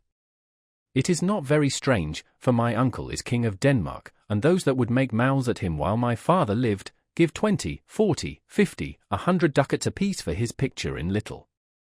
Sblood, there is something in this more than natural, if philosophy could find it out. Flourish of trumpets within. Guildenstern. There are the players. Hamlet. Gentlemen, you are welcome to Elsinore. Your hands, come.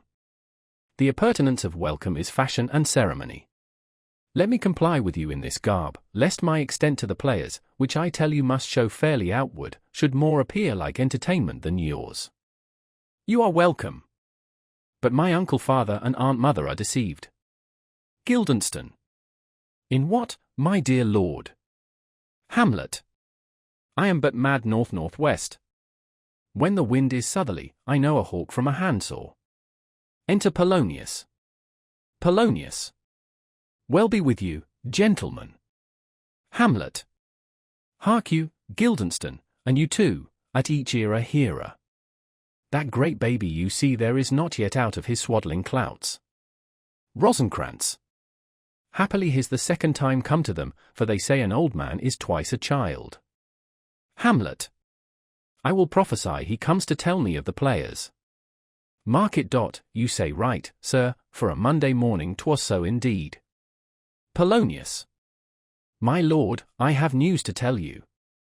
Hamlet. My lord, I have news to tell you.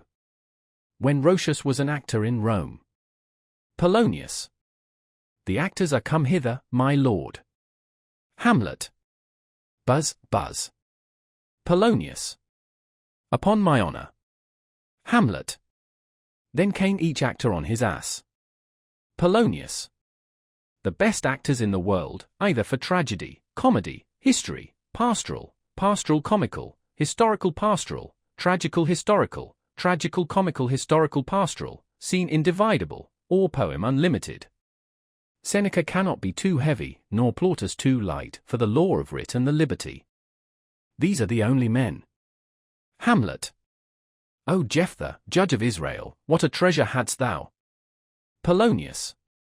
What treasure had he, my lord? Hamlet. Why? One fair daughter, and no more, the which he loved passing well. Polonius. Aside. Still on my daughter. Hamlet.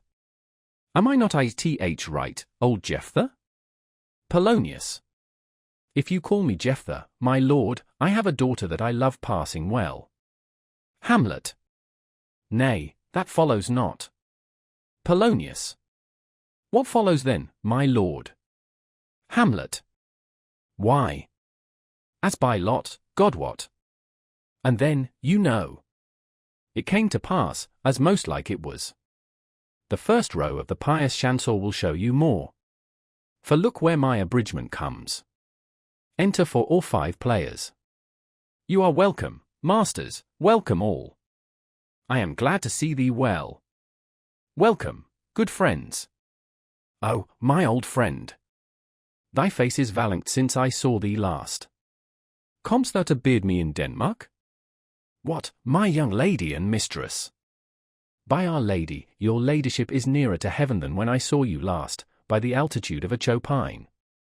Pray God your voice, like a piece of uncurrent gold, be not cracked within the ring. Masters, you are all welcome. We'll e'en like French falconers, fly at anything we see. We'll have a speech straight. Come, give us a taste of your quality.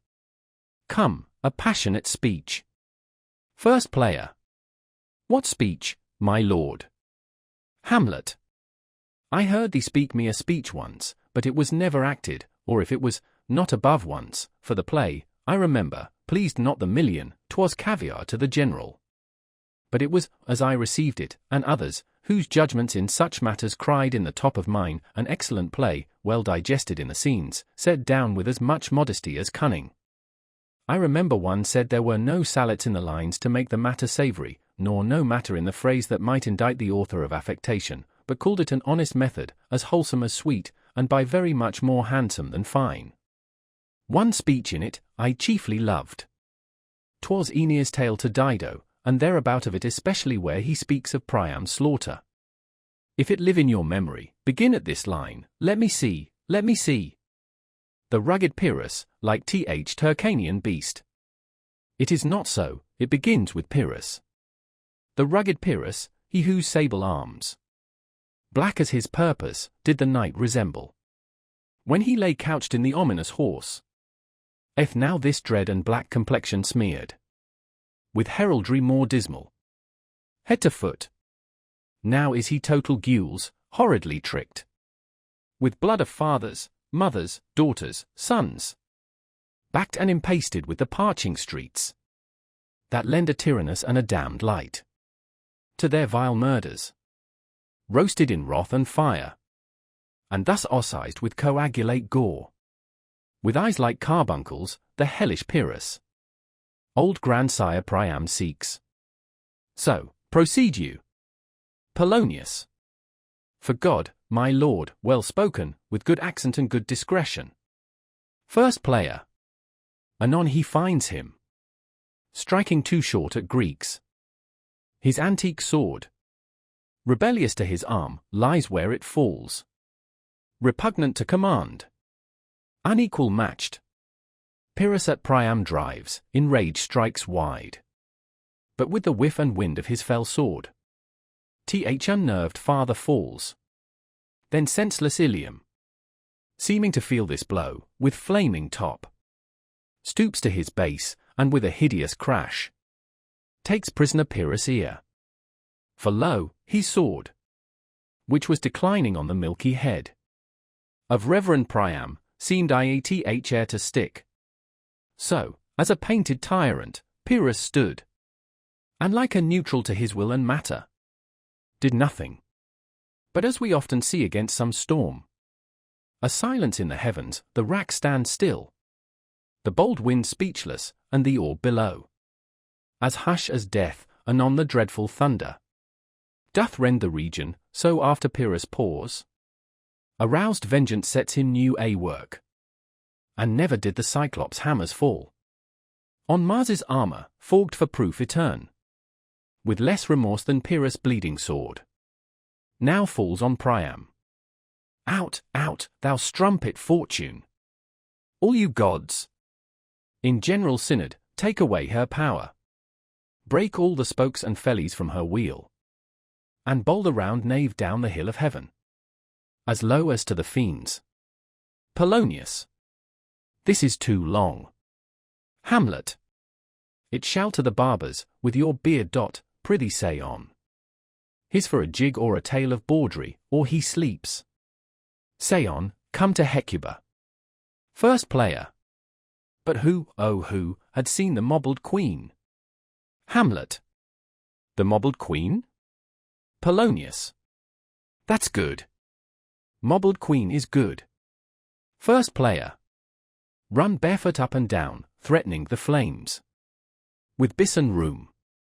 A clout upon that head, where late the diadem stood, and for a robe. About her lank and all o'er teemed loins. A blanket, in th alarm of fear caught up. Who this had seen, with tongue in venom steeped, 'gainst fortune's state would treason have pronounced. But if the gods themselves did see her then, when she saw Pyrrhus make malicious sport, in mincing with his sword her husband's limbs, the instant burst of clamour that she made, unless things mortal move them not at all, would have made milch the burning eyes of heaven, and passion in the gods. Polonius. Look, where he has not turned his colour, and has tears in's eyes. Pray you, no more. Hamlet. 'Tis well. I'll have thee speak out the rest of this soon. Good my lord, will you see the players well bestowed?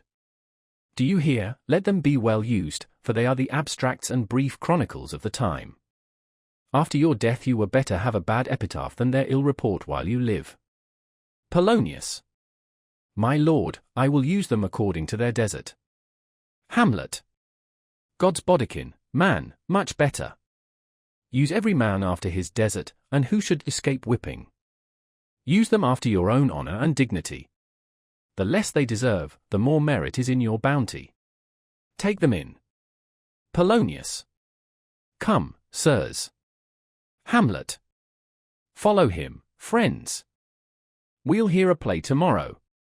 Exeunt Polonius with all the players but the first. Dost thou hear me, old friend? Can you play the murder of Gonzago? First player. My lord. Hamlet. We'll heart tomorrow night.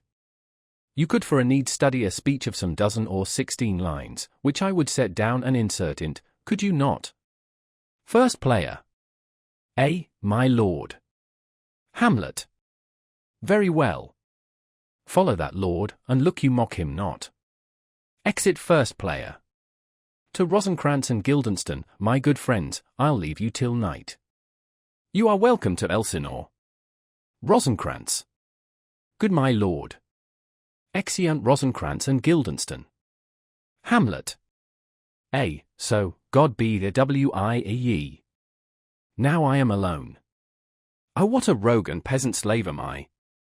Is it not monstrous that this player here, but in a fiction, in a dream of passion, could force his soul so to his own conceit, that from her working all his visage end, tears in his eyes, distraction in's aspect, a broken voice, and his whole function suiting, with forms to his conceit?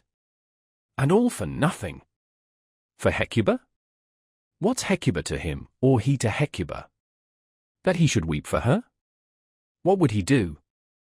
Had he the motive and the cue for passion that I have? He would drown the stage with tears, and cleave the general ear with horrid speech, make mad the guilty, and appall the free, confound the ignorant, and amaze indeed the very faculties of eyes and ears. Yet I, a dull and muddy-mettled rascal, peak, like John a dreams, unpregnant of my cause, and can say nothing. No, not for a king, upon whose property and most dear life a damned defeat was made. Am I a coward? Who calls me villain, breaks my pater cross, plucks off my beard and blows it in my face, tweaks me by the nose, gives me the lie a throat, as deep as to the lungs? Who does me this? Ha! Swounds, I should take it, for it cannot be. But I am pigeon-livered, and lack gall to make oppression bitter, or ere this I should have fatted all the region kites with this slave's offal. Bloody, bawdy villain, remorseless, treacherous, lecherous, kindless villain. O vengeance! Why, what an ass am I!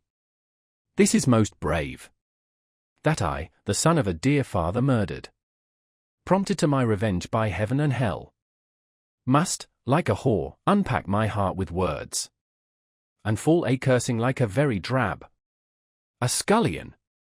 Fie upon't, foe, about, my brain. I have heard that guilty creatures sitting at a play have by the very cunning of the scene been struck so to the soul that presently they have proclaimed their malefactions. For murder, though it have no tongue, will speak with most miraculous organ. I'll have these players play something like the murder of my father before mine uncle. I'll observe his looks, I'll tempt him to the quick. If he but blench, I know my course. The spirit that I have seen may be the devil, and the devil hath power t'assume a pleasing shape, yea, and perhaps out of my weakness and my melancholy, as he is very potent with such spirits, abuses me to damn me. I'll have grounds more relative than this. The play's the thing wherein I'll catch the conscience of the king. Exit. Act 3. Scene 1. A room in the castle. Enter King, Queen, Polonius, Ophelia, Rosencrantz and Guildenstern. King. And can you by no drift of circumstance get from him why he puts on this confusion, grating so harshly all his days of quiet with turbulent and dangerous lunacy? Rosencrantz. He does confess he feels himself distracted, but from what cause he will by no means speak. Guildenstern. Nor do we find him forward to be sounded, but with a crafty madness keeps aloof, when we would bring him on to some confession of his true state. Queen. Did he receive you well? Rosencrantz. Most like a gentleman. Guildenstern. But with much forcing of his disposition. Rosencrantz. Niggard of question, but of our demands. Most free in his reply. Queen. Did you assay him to any pastime? Rosencrantz. Madam, it so fell out that certain players we owe a wrought on the way. Of these we told him, and there did seem in him a kind of joy to hear of it. They are about the court, and, as I think, they have already order this night to play before him. Polonius. 'Tis most true, and he beseeched me to entreat your majesties to hear and see the matter. King. With all my heart, and it doth much content me to hear him so inclined. Good gentlemen, give him a further edge, and drive his purpose on to these delights. Rosencrantz. We shall, my lord. Exeunt Rosencrantz and Guildenstern. King. Sweet Gertrude, leave us too, for we have closely sent for Hamlet hither, that he, as 'twere by accident, may hear affront Ophelia. Her father and myself, lawful espials, will so bestow ourselves that, seeing unseen, we may of their encounter frankly judge, and gather by him, as he is behaved, if be th affliction of his love or no, that thus he suffers for. Queen. I shall obey you.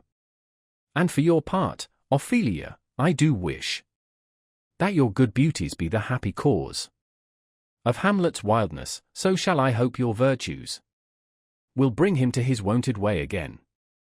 To both your honours. Ophelia. Madam, I wish it may. Exit Queen. Polonius. Ophelia, walk you here. Gracious, so please you. We will bestow ourselves. To Ophelia. Read on this book. That show of such an exercise may colour your loneliness.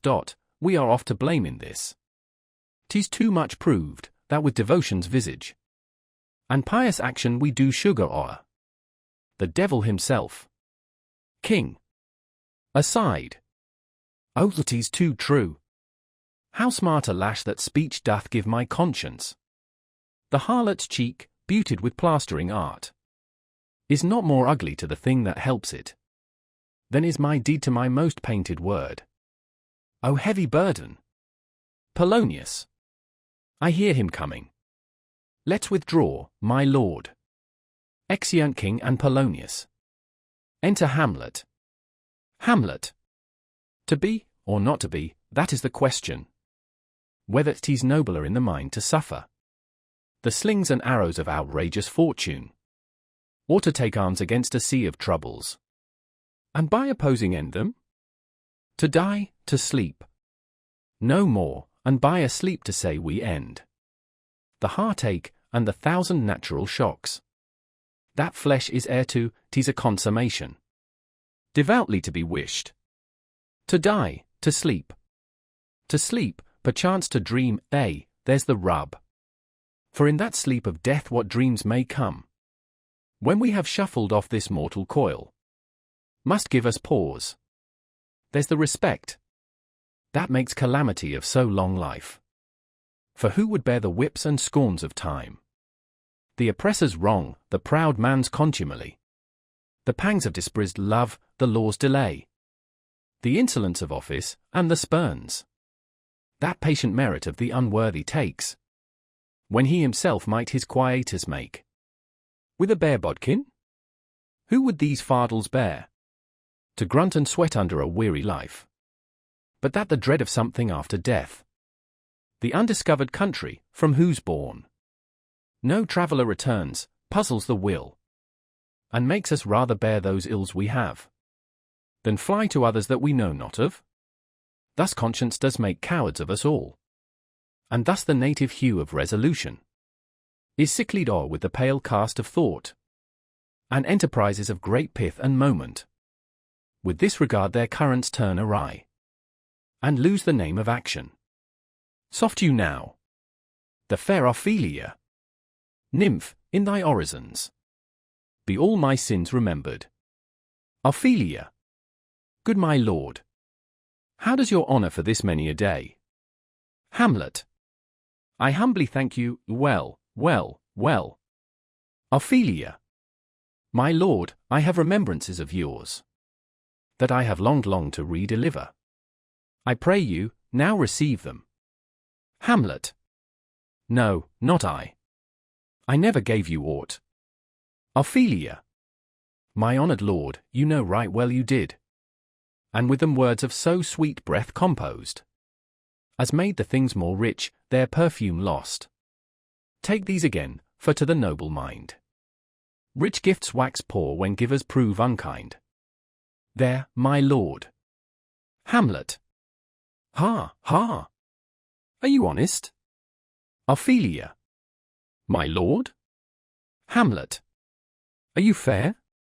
Ophelia. What means your lordship? Hamlet. That if you be honest and fair, your honesty should admit no discourse to your beauty. Ophelia. Could beauty, my lord, have better commerce than with honesty? Hamlet. Ay, truly, for the power of beauty will sooner transform honesty from what it is to a bawd than the force of honesty can translate beauty into his likeness. This was sometime a paradox, but now the time gives it proof. I did love you once. Ophelia. Indeed, my lord, you made me believe so. Hamlet.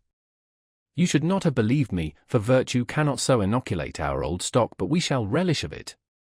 I loved you not. Ophelia. I was the more deceived. Hamlet. Get thee to a nunnery. Why wouldst thou be a breeder of sinners? I am myself indifferent honest, but yet I could accuse me of such things that it were better my mother had not borne me. I am very proud, revengeful, ambitious, with more offences at my beck than I have thoughts to put them in, imagination to give them shape, or time to act them in. What should such fellows as I do crawling between earth and heaven? We are arrant knaves all, believe none of us. Go thy ways to a nunnery. Where's your father? Ophelia. At home, my lord. Hamlet. Let the doors be shut upon him, that he may play the fool nowhere but in's own house. Farewell. Ophelia.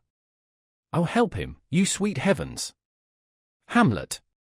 If thou dost marry, I'll give thee this plague for thy dowry. Be thou as chaste as ice, as pure as snow, thou shalt not escape calumny. Get thee to a nunnery, go, farewell. Or if thou wilt needs marry, marry a fool, for wise men know well enough what monsters you make of them. To a nunnery, go, and quickly too. Farewell. Ophelia. O heavenly powers, restore him. Hamlet. I have heard of your paintings too, well enough. God hath given you one face, and you make yourselves another. You jig, you amble, and you lisp, and nickname God's creatures, and make your wantonness your ignorance. Go to, I'll no more on't, it hath made me mad. I say, we will have no more marriages. Those that are married already, all but one, shall live, the rest shall keep as they are. To a nunnery, go. Exit. Ophelia. Oh, what a noble mind is here o'erthrown. The courtiers, soldiers, scholars, eye, tongue, sword. Expectancy and rose of the fair state. The glass of fashion and the mould of form. Observed of all observers, quite down. And I, of ladies most eject and wretched. That suck the honey of his music vows. Now see that noble and most sovereign reason. Like sweet bells jangled out of tune and harsh. That unmatched form and feature of blown youth. Blasted with ecstasy. Oh, woe is me. They've seen what I have seen, see what I see. Enter King and Polonius. King. Love? His affections do not that way tend. Nor what he spake, though it lacked form a little, was not like madness. There's something in his soul, o'er which his melancholy sits on brood. And I do doubt the hatch and the disclose will be some danger, which for to prevent, I have in quick determination. Thus set it down, he shall with speed to England, for the demand of our neglected tribute. Haply the seas and countries different, with variable objects, shall expel this something settled matter in his heart, whereon his brain still beating puts him thus from fashion of himself. What think you on't? Polonius. It shall do well. But yet do I believe the origin and commencement of his grief sprung from neglected love. How now, Ophelia? You need not tell us what Lord Hamlet said. We heard it all. My lord, do as you please. But if you hold it fit, after the play, let his queen mother all alone entreat him. To show his grief, let her be round with him.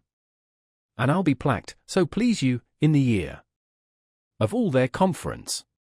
If she find him not, to England send him, or confine him where your wisdom best shall think. King. It shall be so. Madness in great ones must not unwatched go. Exeunt. Scene 2. A hall in the castle. Enter Hamlet and certain players. Hamlet.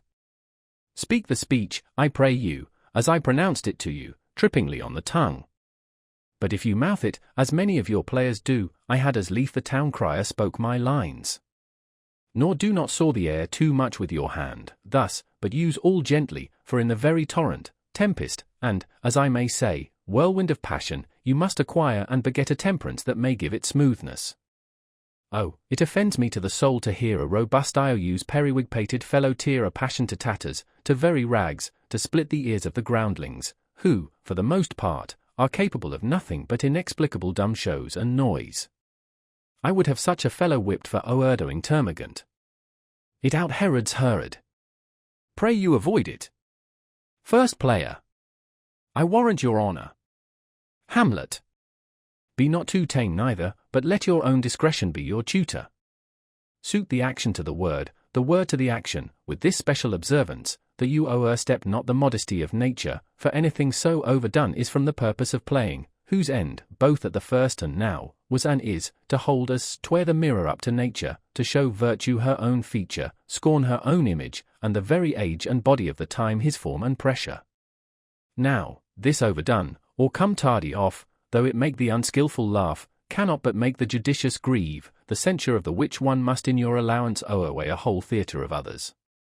Oh, there be players that I have seen play, and heard others praise, and that highly, not to speak it profanely, that, neither having the accent of Christians, nor the gait of Christian, pagan, nor man, have so strutted and bellowed that I have thought some of nature's journeymen had made men, and not made them well, they imitated humanity so abominably. First player. I hope we have reformed that indifferently with us, sir. Hamlet. Oh, reform it altogether. And let those that play your clown speak no more than is set down for them. For there be of them that will themselves laugh, to set on some quantity of barren spectators to laugh too, though in the meantime some necessary question of the play be then to be considered. That's villainous, and shows a most pitiful ambition in the fool that uses it. Go make you ready. Exeunt players. Enter Polonius, Rosencrantz, and Guildenstern. How now, my lord? Will the king hear this piece of work? Polonius. And the queen too, and that presently. Hamlet. Bid the players make haste. Exit Polonius. Will you two help to hasten them? Rosencrantz and Guildenstern. We will, my lord. Exeunt Rosencrantz and Guildenstern. Hamlet. What ho, Horatio. Enter Horatio. Horatio. Here, sweet lord, at your service. Hamlet. Horatio, thou art e'en as just a man as ere my conversation copped withal. Horatio. O my dear lord. Hamlet. Nay, do not think I flatter. For what advancement may I hope from thee? That no revenuest, but thy good spirits. To feed and clothe thee? Why should the poor be flattered? No, let the candid tongue lick absurd pomp, and crook the pregnant hinges of the knee, where thrift may follow fawning. Dost thou hear? Since my dear soul was mistress of her choice, and could of men distinguish her election, hath sealed thee for herself. For thou hast been as one, in suffering all, that suffers nothing. A man that fortune's buffet and rewards, as tie with equal thanks. And blessed are those whose blood and judgment are so well commingled, that they are not a pipe for fortune's finger, to sound what stop she please. Give me that man. That is not passion's slave, and I will wear him in my heart's core, in my heart of heart, as I do thee. Something too much of this. There is a play tonight before the king. One scene of it comes near the circumstance which I have told thee, of my father's death. I prithee, when thou seest that act afoot, even with the very comment of thy soul, observe mine uncle. If his occulted guilt do not itself unkennel in one speech, it is a damned ghost that we have seen, and my imaginations are as foul as Vulcan's stithy. Give him heedful note, for mine eyes will rivet to his face, and after we will both our judgments join in censure of his seeming. Horatio. Well, my lord, if he steal aught the whilst this play is playing, and 'scape detecting, I will pay the theft. Hamlet. They are coming to the play. I must be idle. Get you a place. Danish march. A flourish. Enter King, Queen, Polonius, Ophelia, Rosencrantz, Guildenstern, and others. King. How fares our cousin Hamlet? Hamlet. Excellent, in faith of the chameleon's dish, I eat the air, promise crammed, you cannot feed capon so. King. I have nothing with this answer, Hamlet, these words are not mine. Hamlet. No, nor mine now. To Polonius. My lord, you played once IETH University, you say? Polonius. That did I, my lord, and was accounted a good actor. Hamlet. What did you enact? Polonius. I did enact Julius Caesar. I was killed IETH a capital. Brutus killed me. Hamlet. It was a brute part of him to kill so capital a calf there. Be the players ready? Rosencrantz. My lord, they stay upon your patience. Queen.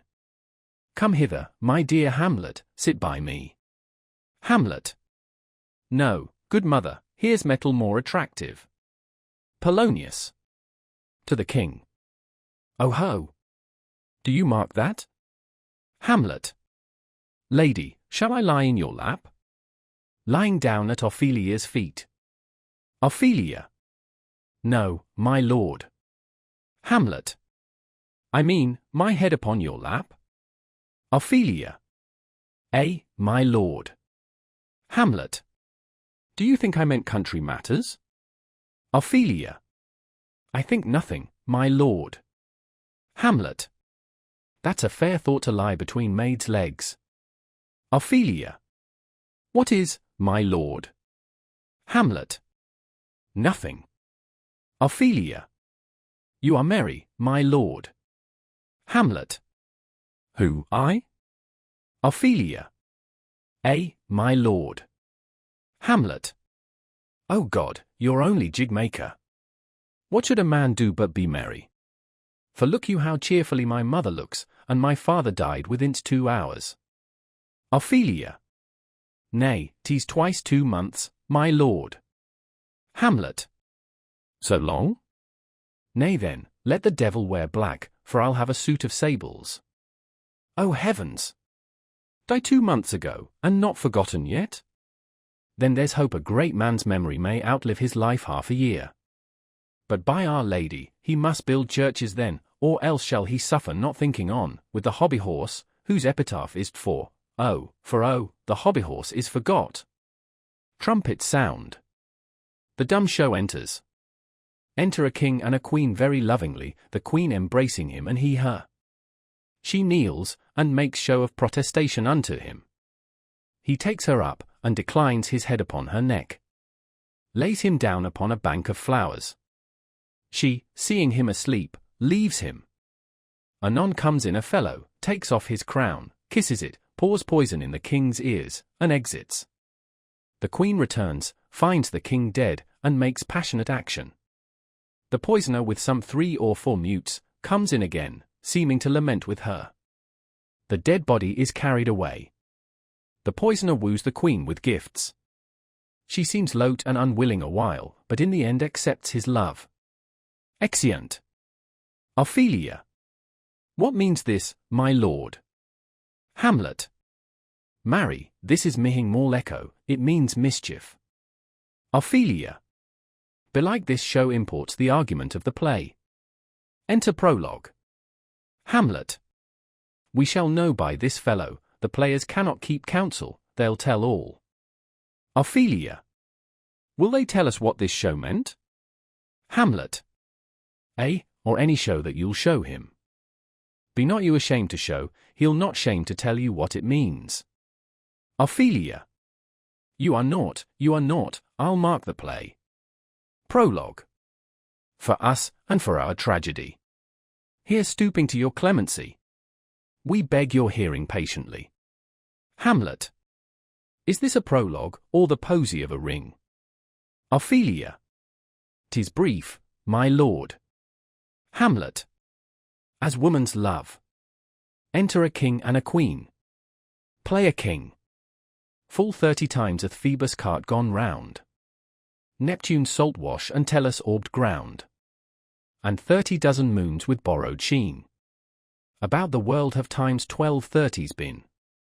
Since love our hearts, and hymen did our hands. Unite commutual in most sacred bands. Play a queen. So many journeys may the sun and moon make us again count or ere love be done. But woe is me, you are so sick of late, so far from cheer and from your former state, that I distrust you. Yet, though I distrust, discomfort you, my lord, it nothing must. For women's fear and love holds quantity, in neither aught, or in extremity. Now what my love is, proof hath made you know. And as my love is ceased, my fear is so. Where love is great, the littlest doubts are fear. Where little fears grow great, great love grows there. Play a king. Faith, I must leave thee, love, and shortly too. My operant powers their functions leave to do, and thou shalt live in this fair world behind, honoured, beloved, and happily won as kind. For husband shalt thou play a queen. O confound the rest. Such love must needs be treason in my breast. In second husband let me be accursed. None wed the second but who killed the first. Hamlet. Aside. Wormwood, wormwood. Play a queen. The instances that second marriage move are base respects of thrift, but none of love. A second time I kill my husband dead, when second husband kisses me in bed. Play a king. I do believe you think what now you speak, but what we do determine, oft we break. Purpose is but the slave to memory, a violent birth, but poor validity, which now, like fruit unripe, sticks on the tree, but fall unshaken when they mellow be. Most necessary it is that we forget to pay ourselves what to ourselves is debt. What to ourselves in passion we propose, the passion ending, doth the purpose lose. The violence of either grief or joy their own enactures with themselves destroy. Where joy most revels, grief doth most lament. Grief joys, joy grieves, on slender accident. This world is not for aye, nor that is not strange, that even our love should with our fortunes change. For that is a question left us yet to prove, whether love lead fortune, or else fortune love. The great man down, you mark his favourite flies. The poor advanced makes friends of enemies, and hitherto doth love on fortune tend. For who not need shall never lack a friend, and who in want a hollow friend doth try, directly seasons him his enemy. But oddly to end where I begun, our wills and fates do so contrary run, that our devices still are overthrown. Our thoughts are ours, their ends none of our own. So think thou wilt no second husband wed, but die thy thoughts when thy first lord is dead. Play a queen. Nor earth to me give food, nor heaven light. Sport and repose lock from me day and night. To desperation turn my trust and hope. An anchor's cheer in prison be my scope. Each opposite that blanks the face of joy. Meet what I would have well, and it destroy. Both here and hence pursue me lasting strife. If, once a widow, ever I be wife. Hamlet. To Ophelia. If she should break it now. Play a king. 'Tis deeply sworn. Sweet, leave me here a while.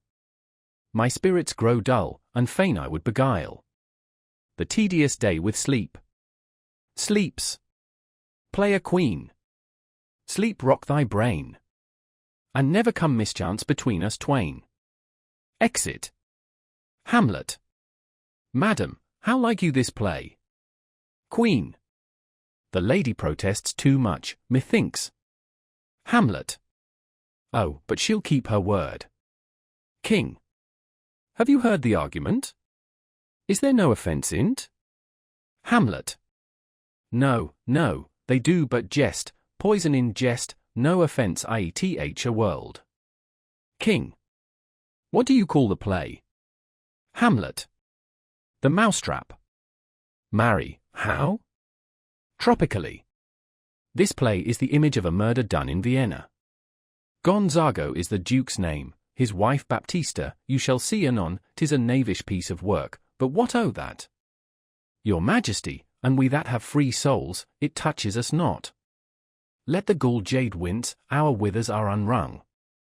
Enter Lucianus. This is one Lucianus, nephew to the king. Ophelia. You are a good chorus, my lord. Hamlet. I could interpret between you and your love if I could see the puppets dallying. Ophelia. You are keen, my lord, you are keen. Hamlet. It would cost you a groaning to take off my edge. Ophelia. Still better, and worse. Hamlet. So you mistake your husband's begin, murderer. Pox, leave thy damnable faces, and begin. Come, the croaking raven doth bellow for revenge. Lucianus. Thoughts black, hands apt, drugs fit, and time agreeing. Confederate season, else no creature seeing. Thou mixture rank, of midnight weeds collected. With Hecate's ban thrice blasted, thrice infected. Thy natural magic and dire property. On wholesome life usurp immediately. Pours the poison into the sleeper's ears. Hamlet. He poisons him th garden force estate. His name's Gonzago. The story is extant, and written in very choice Italian. You shall see anon how the murderer gets the love of Gonzago's wife. Ophelia. The king rises. Hamlet. What, frighted with false fire? Queen. How fares my lord? Polonius. Give o'er the play. King. Give me some light. Away. All. Lights, lights, lights. Exeunt all but Hamlet and Horatio. Hamlet. Why, let the strucken deer go weep. The heart ungalled play. For some must watch, while some must sleep. So runs the world away. Would not this, sir, and a forest of feathers, if the rest of my fortunes turn Turk with me, with 2 provincial roses on my raised shoes, get me a fellowship in a cry of players, sir? Horatio. Half a share. Hamlet. A whole one, aye. For thou dost know, O Damon dear, this realm dismantled was of Jove himself, and now reigns here. A very, very, Pajock. Horatio. You might have rhymed. Hamlet. Oh good Horatio, I'll take the ghost's word for £1,000. Didst perceive? Horatio. Very well, my lord. Hamlet. Upon the talk of the poisoning? Horatio. I did very well note him. Hamlet. Ah, ha! Come, some music. Come, the recorders. For if the king like not the comedy, why then, belike he likes it not, padi. Come, some music. Enter Rosencrantz and Guildenstern. Guildenstern. Good my lord, vouchsafe me a word with you. Hamlet. Sir, a whole history. Guildenstern. The king, sir. Hamlet. Sir, what of him? Guildenstern. Is in his retirement, marvellous distempered. Hamlet. With drink, sir? Guildenstern. No, my lord, rather with choler. Hamlet. Your wisdom should show itself more richer to signify this to the doctor, for me to put him to his purgation would perhaps plunge him into far more choler. Guildenstern. Good my lord, put your discourse into some frame, and start not so wildly from my affair. Hamlet. I am tame, sir, pronounce. Guildenstern. The queen your mother, in most great affliction of spirit, hath sent me to you. Hamlet. You are welcome. Guildenstern. Nay, good my lord, this courtesy is not of the right breed. If it shall please you to make me a wholesome answer, I will do your mother's commandment, if not, your pardon and my return shall be the end of my business. Hamlet. Sir, I cannot. Guildenstern. What, my lord? Hamlet. Make you a wholesome answer. My wit's diseased. But, sir, such answer as I can make, you shall command, or rather, as you say, my mother. Therefore no more, but to the matter. My mother, you say. Rosencrantz. Then thus she says, your behaviour hath struck her into amazement and admiration. Hamlet. O wonderful son, that can so stonish a mother! But is there no sequel at the heels of this mother's admiration? Rosencrantz. She desires to speak with you in her closet ere you go to bed. Hamlet. We shall obey, were she 10 times our mother. Have you any further trade with us? Rosencrantz. My lord, you once did love me. Hamlet. And so I do still, by these pickers and stealers. Rosencrantz. Good my lord, what is your cause of distemper? You do surely bar the door upon your own liberty if you deny your grease to your friend. Hamlet. Sir, I lack advancement. Rosencrantz. How can that be, when you have the voice of the king himself for your succession in Denmark? Hamlet. Sir, but while the grass grows, the proverb is something musty. Re-enter the players with recorders. Oh, the recorders. Let me see one. To withdraw with you, why do you go about to recover the wind of me, as if you would drive me into a toil? Guildenstern. O my lord, if my duty be too bold, my love is too unmannerly. Hamlet. I do not well understand that. Will you play upon this pipe? Guildenstern.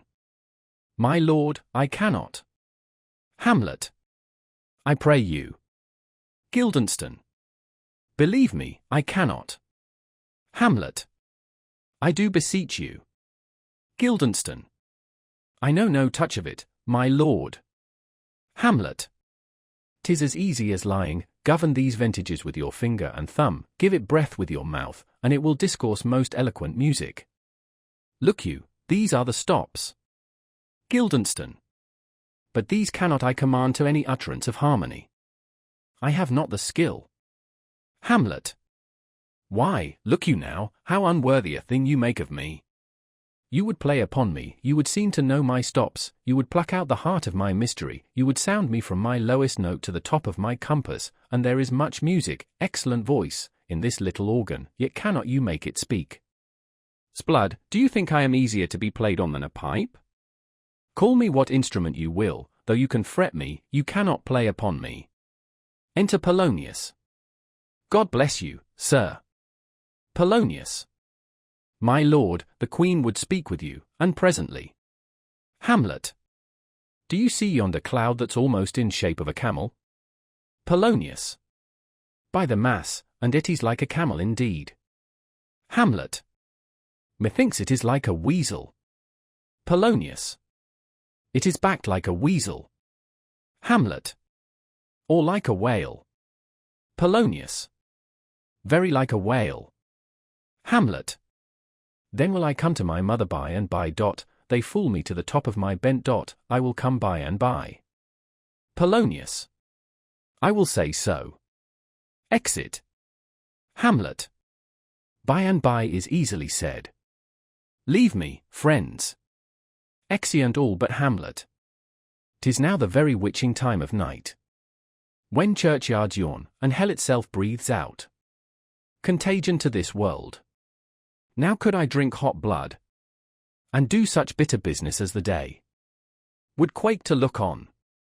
Soft now, to my mother. O heart, lose not thy nature, let not ever the soul of Nero enter this firm bosom. Let me be cruel, not unnatural. I will speak daggers to her, but use none. My tongue and soul in this be hypocrites. How in my words somever she be shent? To give them seals never, my soul, consent. Exit. Scene 3. A room in the castle. Enter King, Rosencrantz, and Guildenstern. King. I like him not, nor stands it safe with us to let his madness range. Therefore prepare you. I your commission will forthwith dispatch, and he to England shall along with you. The terms of our estate may not endure. Hazard so near us as doth hourly grow out of his lunacies. Guildenstern. We will ourselves provide Most holy and religious fear it is. To keep those many, many bodies safe, that live and feed upon your majesty. Rosencrantz. The single and peculiar life is bound, with all the strength and armor of the mind, to keep itself from annoyance, but much more, that spirit upon whose will depend and rest the lives of many. The cease of majesty dies not alone, but like a gulf doth draw what's near it with it. It is a massy wheel, fixed on the summit of the highest mount, to whose huge spokes 10,000 lesser things are mortised and adjoined, which when it falls, each small annexment, petty consequence, attends the boisterous ruin. Never alone did the king sigh, but with a general groan. King, arm you, I pray you, to this speedy voyage, for we will fetters put upon this fear, which now goes too free-footed. Rosencrantz and Guildenstern. We will haste us. Exeunt Rosencrantz and Guildenstern. Enter Polonius. Polonius. My lord, he's going to his mother's closet. Behind the arras I'll convey myself, to hear the process. I'll warrant she'll tax him home. And as you said, and wisely was it said, 'tis meet that some more audience than a mother, since nature makes them partial, should owe her here the speech of vantage. Fare you well, my liege. I'll call upon you ere you go to bed, and tell you what I know. King. Thanks, dear my lord. Exit Polonius. Oh, my offence is rank, it smells to heaven. It hath the primal eldest curse upon't. A brother's murder. Pray can I not, though inclination be as sharp as will. My stronger guilt defeats my strong intent, and, like a man to double business bound, I stand in pause where I shall first begin, and both neglect. What if this cursed hand were thicker than itself with brother's blood? Is there not rain enough in the sweet heavens to wash it white as snow? Whereto serves mercy, but to confront the visage of offence? And what's in prayer but this twofold force, to be forestalled ere we come to fall, or pardon being down? Then I'll look up. My fault is past.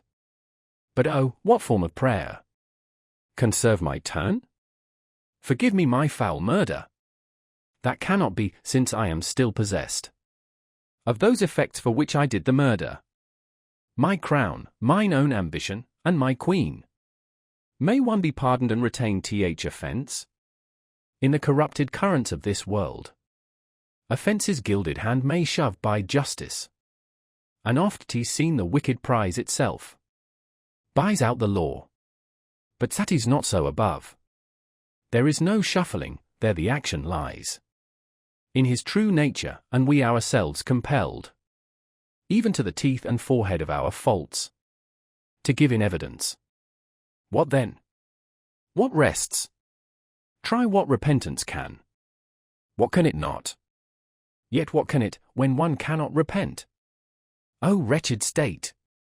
O bosom black as death!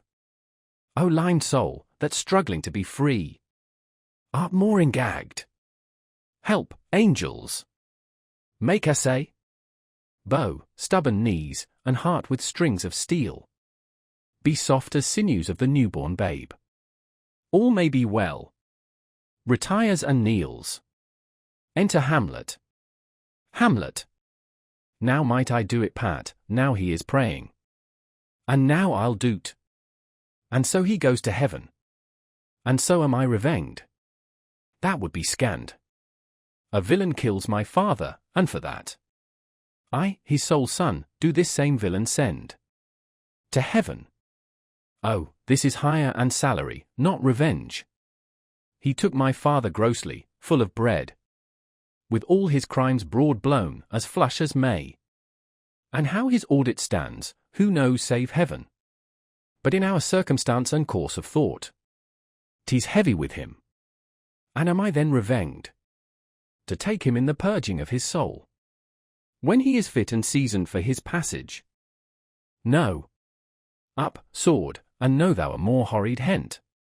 When he is drunk asleep, or in his rage, or in incestuous pleasure of his bed, at gaming, swearing, or about some act that has no relish of salvation in't. Then trip him, that his heels may kick at heaven, and that his soul may be as damned and black as hell, whereto it goes. My mother stays. This physic but prolongs thy sickly days. Exit. The king rises and advances. King. My words fly up, my thoughts remain below. Words without thoughts never to heaven go. Exit. Scene 4. Another room in the castle. Enter Queen and Polonius. Polonius. He will come straight. Look, you lay home to him. Tell him his pranks have been too broad to bear with, and that your grace hath screened and stood between. Much heat in him. I'll silence me e'en here. Pray you be round with him. Hamlet. Within. Mother, mother, mother. Queen. I'll warrant you, fear me not. Withdraw, I hear him coming. Polonius goes behind the arras. Enter Hamlet. Hamlet. Now, mother, what's the matter? Queen. Hamlet, thou hast thy father much offended. Hamlet. Mother, you have my father much offended. Queen. Come, come, you answer with an idle tongue. Hamlet. Go, go, you question with a wicked tongue. Queen. Why, how now, Hamlet? Hamlet. What's the matter now? Queen. Have you forgot me? Hamlet. No, by the rood, not so.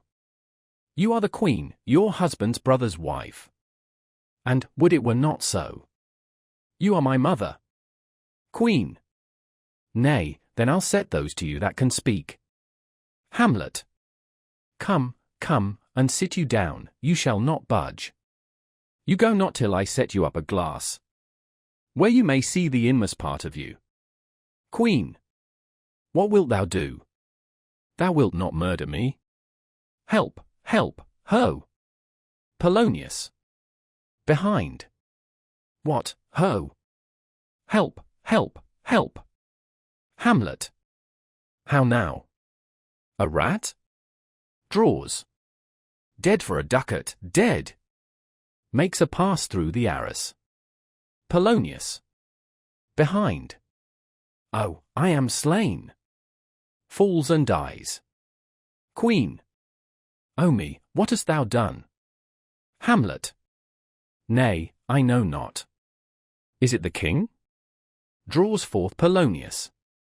Queen. Oh, what a rash and bloody deed is this! Hamlet. A bloody deed. Almost as bad, good mother, as kill a king and marry with his brother. Queen. As kill a king? Hamlet. Lady, 'twas my word. To Polonius. Thou wretched, rash, intruding fool, farewell. I took thee for thy better. Take thy fortune. Thou find'st to be too busy is some danger. Leave wringing of your hands. Peace, sit you down. And let me wring your heart, for so I shall. If it be made of penetrable stuff. If damned custom have not brassed it so, that it is proof and bulwark against sense. Queen. What have I done, that thou darst wag thy tongue in noise so rude against me? Hamlet. Such an act that blurs the grace and blush of modesty, calls virtue hypocrite, takes off the rose from the fair forehead of an innocent love, and sets a blister there, makes marriage vows as false as dice's oaths. Oh, such a deed, as from the body of contraction plucks the very soul, and sweet religion makes a rhapsody of words. Heaven's face doth glow, yea, this solidity and compound mass, with tristful visage, as against the doom, is thought sick at the act. Queen. Me, what act? that roars so loud and thunders in the index. Hamlet. Look here upon this picture, and on this.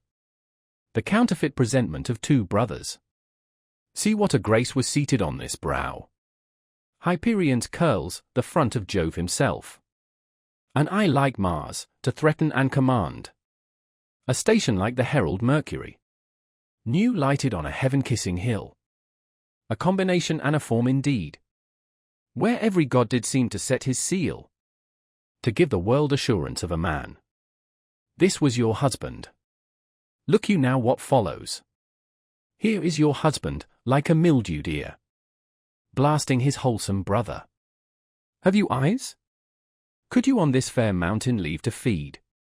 And batten on this moor? Ha! Have you eyes? You cannot call it love, for at your age. The heyday in the blood is tame, it's humble. And waits upon the judgment, and what judgment? Would step from this to this? Sense sure you have. Else could you not have motion, but sure that sense is apoplexed, for madness would not err. Nor sense to ecstasy was ne'er so thralled. But it reserved some quantity of choice. To serve in such a difference. What devil was't? That thus hath cozened you at Hoodman blind? Eyes without feeling, feeling without sight. Ears without hands or eyes, smelling sans all. Or but a sickly part of one true sense. Could not so mope. O shame! Where is thy blush? Rebellious hell! If thou canst mutine in a matron's bones. To flaming youth let virtue be as wax. And melt in her own fire. Proclaim no shame. When the compulsive ardour gives the charge. Since frost itself as actively doth burn. And reason panders will. Queen! O Hamlet, speak no more. Thou turn'st mine eyes into my very soul. And there I see such black and grained spots. As will not leave their tinct. Hamlet. Nay, but to live. In the rank sweat of an unseen bed. Stewed in corruption, honeying and making love. Over the nasty sty. Queen. O speak to me no more. These words like daggers enter in mine ears. No more, sweet Hamlet. Hamlet. A murderer and a villain. A slave that is not 20th part the tithe. Of your precedent lord. A vice of kings. A cut purse of the empire and the rule. That from a shelf the precious diadem stole. And put it in his pocket. Queen. No more. Hamlet. A king of shreds and patches. Enter Ghost. Save me and hover on me with your wings. You heavenly guards. What would your gracious figure? Queen. Alas, he's mad. Hamlet. Do you not come your tardy son to chide? That, lapsed in time and passion, let's go by. The important acting of your dread command? Oh say. Ghost. Do not forget. This visitation is but to whet thy almost blunted purpose. But look, amazement on thy mother sits. O step between her and her fighting soul. Conceit in weakest body's strongest works. Speak to her, Hamlet. Hamlet. How is it with you, lady? Queen. Alas, how is't with you? That you do bend your eye on vacancy. And with the incorporeal air do hold discourse? Forth at your eyes your spirits wildly peep. And, as the sleeping soldiers in the alarm, your bedded hairs, like life in excrements, start up and stand an end. O gentle sun! Upon the heat and flame of thy distemper, sprinkle cool patience. Whereon do you look? Hamlet. On him, on him. Look you how pale he glares. His form and cause conjoined, preaching to stones, would make them capable. Do not look upon me, lest with this piteous action you convert my stern effects. Then what I have to do will want true colour, tears perchance for blood. Queen. To whom do you speak this? Hamlet. Do you see nothing there? Queen. Nothing at all, yet all that is I see. Hamlet. Nor did you nothing hear? Queen. No, nothing but ourselves. Hamlet. Why, look you there. Look how it steals away. My father, in his habit as he lived. Look where he goes even now out at the portal. Exit ghost. Queen. This is the very coinage of your brain. This bodiless creation ecstasy is very cunning in. Hamlet. Ecstasy. My pulse as yours doth temperately keep time, and makes as healthful music. It is not madness that I have uttered. Bring me to the test, and either matter will reword, which madness would gamble from. Mother, for love of grace, lay not that flattering unction to your soul, that not your trespass, but my madness speaks. It will but skin and film the ulcerous place, whilst rank corruption, mining all within, infects unseen. Confess yourself to heaven. Repent what's past, avoid what is to come. And do not spread the compost on the weeds, to make them ranker. Forgive me this my virtue, for in the fatness of these pursy times, virtue itself a vice must pardon beg. Yea, curb and woo for leave to do him good. Queen. O Hamlet, thou hast cleft my heart in twain. Hamlet. O throw away the worser part of it, and live the purer with the other half. Good night. But go not to mine uncle's bed. Assume a virtue, if you have it not.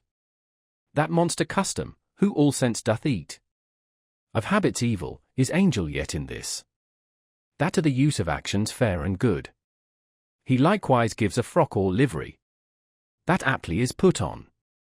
Refrain tonight, and that shall lend a kind of easiness to the next abstinence, the next more easy, for use almost can change the stamp of nature, and either curb the devil, or throw him out with wondrous potency. Once more, good night. And when you are desirous to be bulsed, I'll blessing beg of you. For this same Lord, pointing to Polonius, I do repent, but heaven hath pleased it so, to punish me with this, and this with me, that I must be their scourge and minister. I will bestow him, and will answer well the death I gave him. So again, good night. I must be cruel, only to be kind. Thus bad begins, and worse remains behind. One word more, good lady. Queen. What shall I do? Hamlet. Not this, by no means, that I bid you do. Let the bloke king tempt you again to bed. Pinch wanton on your cheek, call you his mouse, and let him, for a pair of reachy kisses, or paddling in your neck with his damned fingers, make you to ravel all this matter out, that I essentially am not in madness, but mad in craft. 'Twere good you let him know. For who that's but a queen, fair, sober, wise, would from a paddock, from a bat, a gib, such dear concernings hide? Who would do so? No, in despite of sense and secrecy. Unpeg the basket on the house's top. Let the birds fly, and like the famous ape, to try conclusions, in the basket creep, and break your own neck down. Queen. Be thou assured, if words be made of breath, and breath of life, I have no life to breathe. What thou hast said to me. Hamlet. I must to England, you know that? Queen. Alack! I had forgot. 'Tis so concluded on. Hamlet. There's letters sealed, and my 2 schoolfellows, whom I will trust as I will adders fanged. They bear the mandate, they must sweep my way, and marshal me to knavery. Let it work. For that is the sport to have the engineer hoist with his own petard, and tea shall go hard. But I will delve 1 yard below their minds, and blow them at the moon.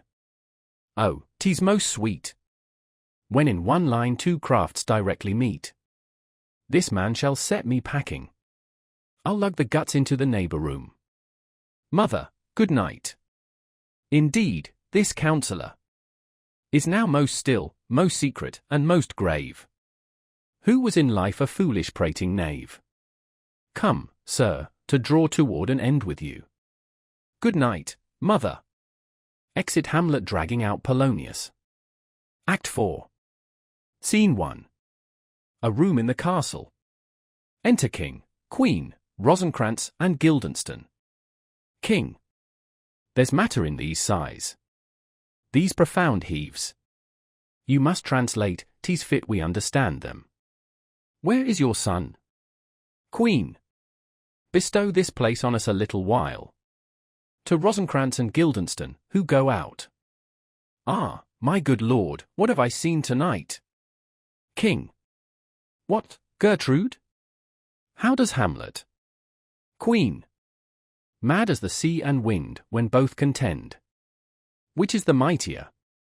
In his lawless fit. Behind the arras hearing something stir. Whips out his rapier, cries a rat, and in this brainish apprehension kills the unseen good old man. King. O heavy deed! It had been so with us, had we been there. His liberty is full of threats to all. To you yourself, to us, to everyone. Alas, how shall this bloody deed be answered? It will be laid to us, whose providence should have kept short, restrained, and out of haunt this mad young man. But so much was our love.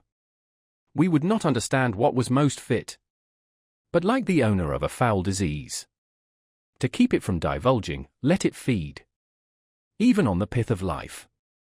Where is he gone? Queen. To draw apart the body he hath killed, or whom his very madness, like some ore among a mineral of metals base, shows itself pure. He weeps for what is done. King. O Gertrude, come away. The sun no sooner shall the mountains touch, but we will ship him hence, and this vile deed we must with all our majesty and skill both countenance and excuse. Ho, Guildenstern. Re-enter Rosencrantz and Guildenstern. Friends both, go join you with some further aid.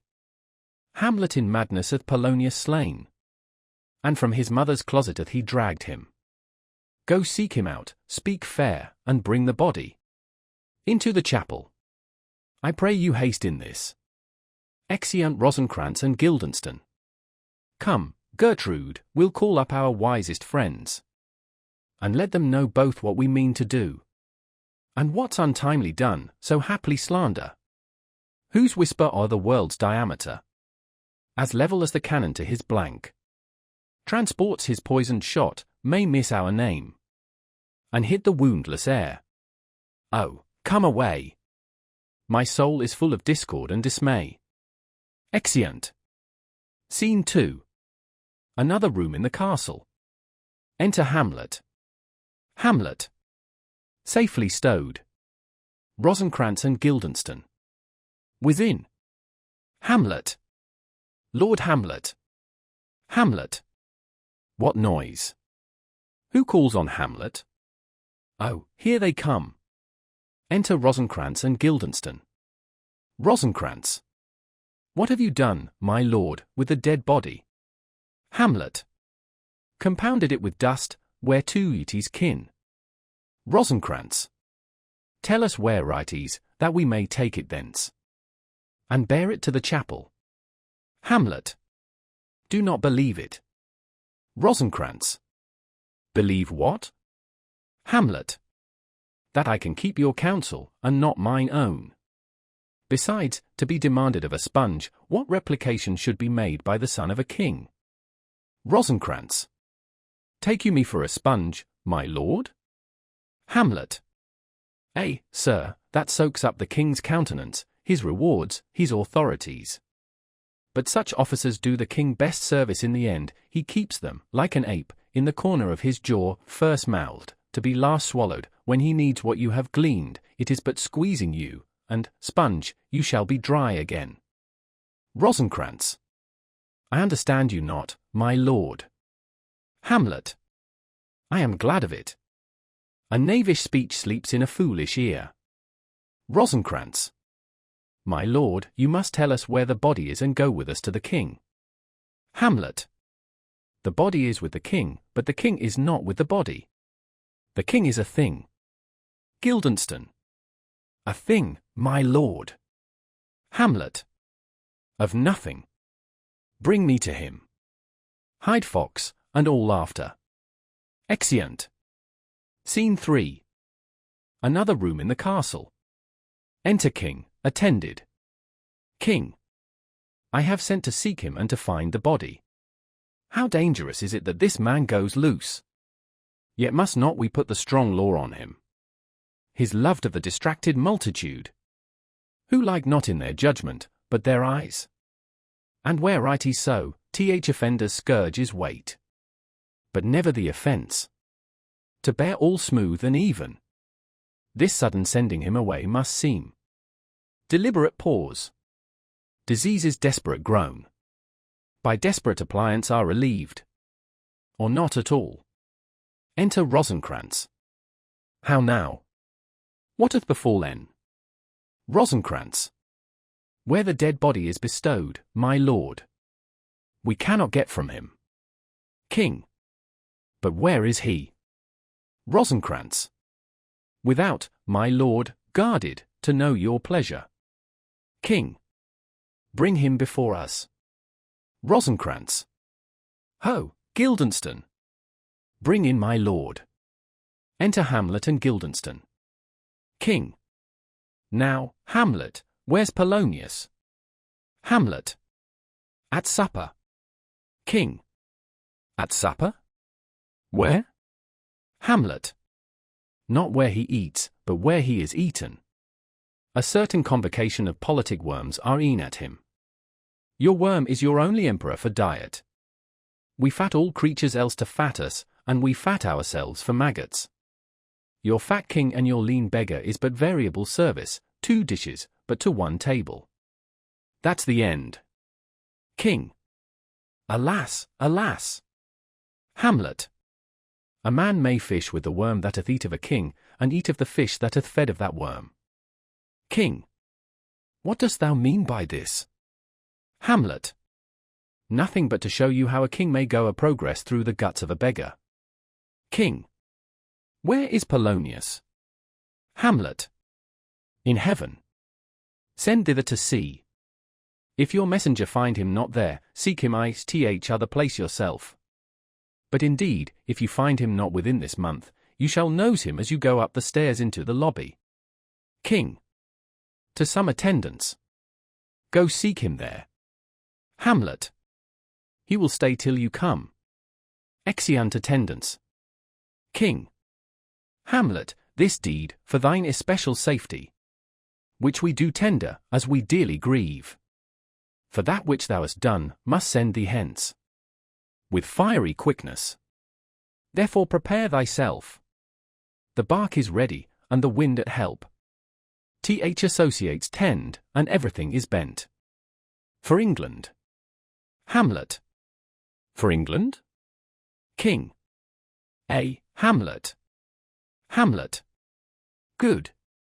King. So is it, if thou knewst our purposes. Hamlet. I see a cherub that sees them. But, come, for England. Farewell, dear mother. King. Thy loving father, Hamlet. Hamlet. My mother. Father and mother is man and wife is one flesh, and so, my mother. Come, for England. Exit. King. Follow him at foot. Tempt him with speed aboard. Delay it not, I'll have him hence tonight. Away, for everything is sealed and done. That else leans on affair. Pray you make haste. Exeunt Rosencrantz and Guildenstern. And England, if my love thou hold'st at aught, as my great power thereof may give thee sense. Since yet thy cicatrice looks raw and red, after the Danish sword, and thy free oar pays homage to us, thou mayst not coldly set our sovereign process, which imports at full by letters conjuring to that effect. The present death of Hamlet. Do it, England. For like the hectic in my blood he rages. And thou must cure me, till I know'st he's done. How are my haps, my joys were ne'er begun. Exit. Scene 4. A plain in Denmark. Enter Fortinbras and forces marching. Fortinbras. Go, captain, from me greet the Danish king. Tell him that by his license, Fortinbras craves the convent of a promised march over his kingdom. You know the rendezvous. If that his majesty would aught with us, we shall express our duty in his eye, and let him know so. Captain. I will do't, my lord. Fortinbras. Go softly on. Exeunt all but the captain. Enter Hamlet, Rosencrantz, Guildenstern, and C. Hamlet. Good sir, whose powers are these? Captain. They are of Norway, sir. Hamlet. How purposed, sir, I pray you? Captain. Against some part of Poland. Hamlet. Who commands them, sir? Captain. The nephew to old Norway, Fortinbras. Hamlet. Goes it against the main of Poland, sir? Or for some frontier? Captain. Truly to speak, and with no addition, we go to gain a little patch of ground that hath in it no profit but the name. To pay 5 ducats, 5, I would not farm it, nor will it yield to Norway or the Pole a ranker rate, should it be sold in fee. Hamlet. Why, then the Polack never will defend it. Captain. Yes, it is already garrisoned. Hamlet. 2,000 souls and 20,000 ducats. Will not debate the question of this straw. This is imposthume of much wealth and peace, that inward breaks, and shows no cause without. Why the man dies. I humbly thank you, sir. Captain. God be a W.I.U., sir. Exit. Rosencrantz. Wilt please you go, my lord? Hamlet. I'll be with you straight. Go a little before. Exeunt all but Hamlet. How all occasions do inform against me, and spur my dull revenge. What is a man, if his chief good and market of his time be but to sleep and feed? A beast, no more. Sure he that made us with such large discourse, looking before and after, gave us not that capability and godlike reason to fust in us unest. Now whether it be bestial oblivion or some craven scruple of thinking too precisely on th event, a thought which, quartered, hath but 1 part wisdom, and ever 3 parts coward, I do not know. Why yet I live to say these things to do, sith I have cause, and will, and strength, and means to do't. Examples gross as earth exhort me. Witness this army of such mass and charge, led by a delicate and tender prince, whose spirit, with divine ambition puffed, makes mouths at the invisible event, exposing what is mortal and unsure to all that fortune, death, and danger dare, even for an eggshell.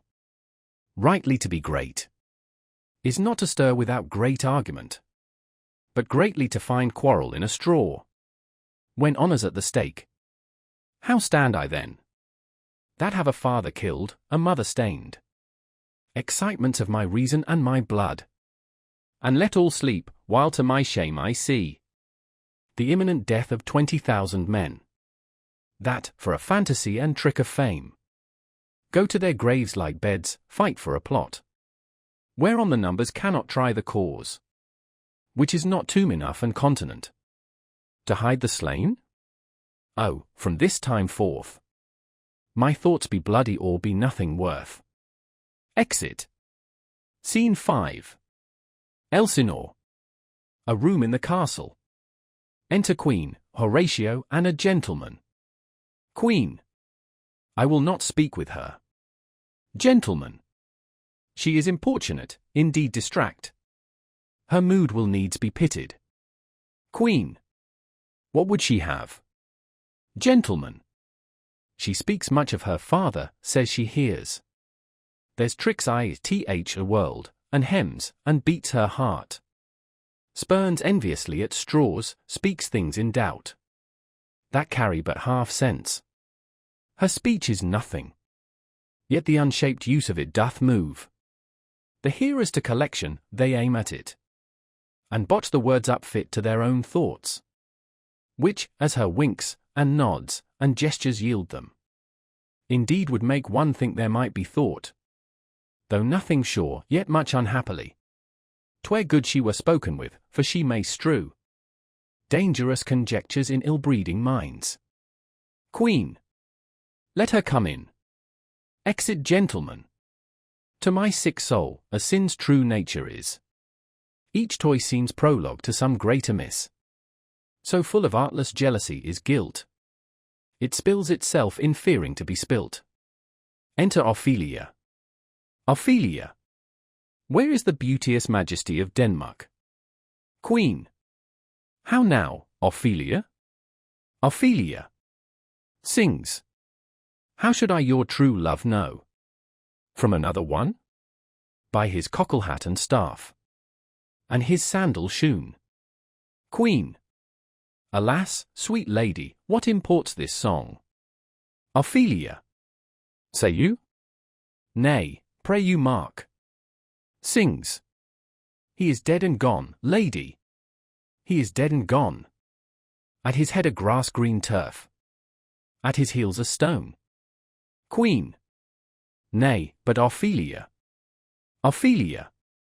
Pray you mark. Sings. White his shroud as the mountain snow. Enter King. Queen. Alas, look here, my lord. Ophelia. Sings. Larded all with sweet flowers, which bewept to the grave did not go, with true love showers. King.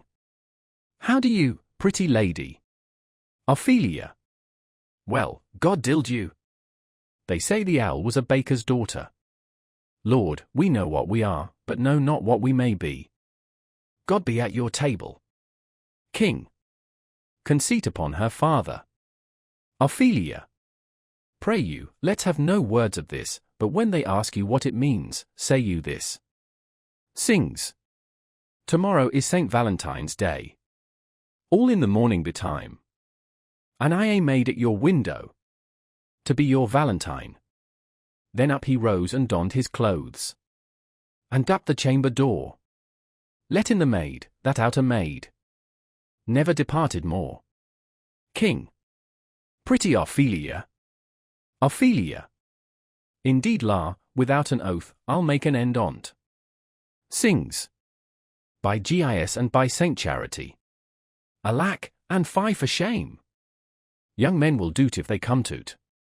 By cock, they are to blame. Quoth she, before you tumbled me, you promised me to Wednesday. So would I hard done, by yonder sun. And thou hadst not come to my bed. King. How long hath she been thus? Ophelia. I hope all will be well. We must be patient.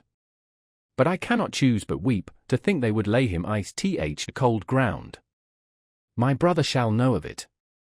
And so I thank you for your good counsel. Come, my coach. Good night, ladies, good night, sweet ladies, good night, good night. Exit. King. Follow her close, give her good watch, I pray you. Exit Horatio. Oh, this is the poison of deep grief, it springs all from her father's death. Oh Gertrude, Gertrude! When sorrows come, they come not single spies, but in battalions. First, her father slain. Next, your son gone, and he most violent author. Of his own just remove, the people mudded, thick and unwholesome in their thoughts and whispers. For good Polonius' death, and we have done but greenly in hugger-mugger to inter him. Poor Ophelia! divided from herself and her fair judgment, without the which we are pictures or mere beasts. Last, and as much containing as all these, her brother is in secret come from France, feeds on his wonder, keeps himself in clouds, and wants not buzzers to infect his ear with pestilent speeches of his father's death, wherein necessity, of matter beggared, will nothing stick our person to arraign. In ear and ear. O my dear Gertrude, this, like to a murdering piece, in many places, gives me superfluous death. A noise within. Queen. Alack, what noise is this? King. Where are my Switzers? Let them guard the door. Enter a gentleman. What is the matter? Gentleman. Save yourself, my lord. The ocean, overpeering of his list, eats not the flats with more impetuous haste than young Letts in a rioter's head. Bears your offices. The rabble call him lord. And, as the world were now but to begin, antiquity forgot, custom not known, the ratifiers and props of every word, they cry, choose we. Let shall be king. Caps, hands, and tongues applaud it to the clouds. Let shall be king, let's king. Queen. How cheerfully on the false trail they cry. Oh, this is counter, you false Danish dogs. A noise within. King. The doors are broke. Enter Letts, armed, Danes following. Letts. Where is this king, sirs, stand you all without? Danes. No, let's come in. Letts. I pray you, give me leave. Danes. We will, we will. They retire without the door. Letts. I thank you. Keep the door. O thou vile king. Give me my father. Queen. Calmly, good Letts. Letts. That drop of blood that's calm proclaims me bastard. Cries cuckold to my father, brands the harlot. Even here between the chaste unsmirched brow of my true mother. King. What is the cause, Letts? That thy rebellion looks so giant-like. Let him go, Gertrude. Do not fear our person. There's such divinity doth hedge a king, that treason can but peep to what it would. Acts little of his will. Tell me, Letts, why thou art thus incensed. Let him go, Gertrude. Speak, man. Letts. Where is my father? King. Dead. Queen. But not by him. King. Let him demand his fill. Letts. How came he dead? I'll not be juggled with. To hell, allegiance. Vows, to the blackest devil. Conscience and grace, to the profoundest pit. I dare damnation.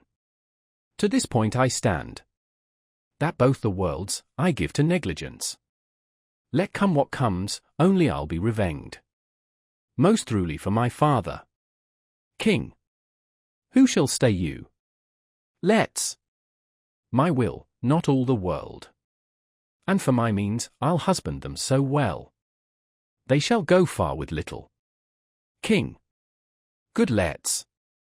If you desire to know the certainty of your dear father's death, is't writ in your revenge, that, sweepstake, you will draw both friend and foe, winner and loser? Letts. None but his enemies. King. Will you know them then? Letts.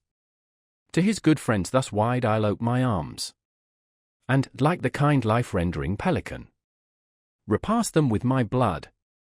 King. Why, now you speak, like a good child and a true gentleman, that I am guiltless of your father's death, and am most sensibly in grief for it.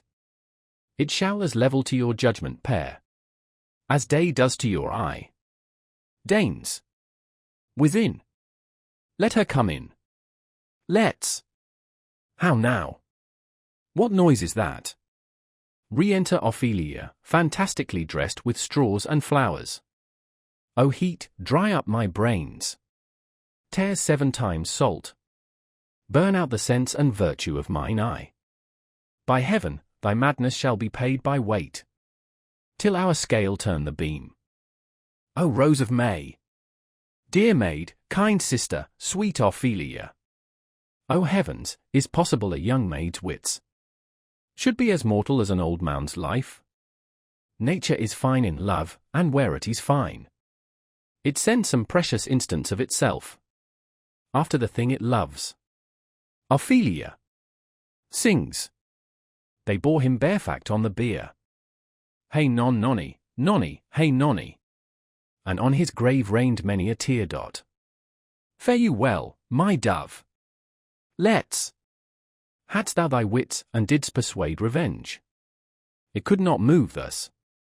Ophelia, you must sing down a down, and you call him a down a.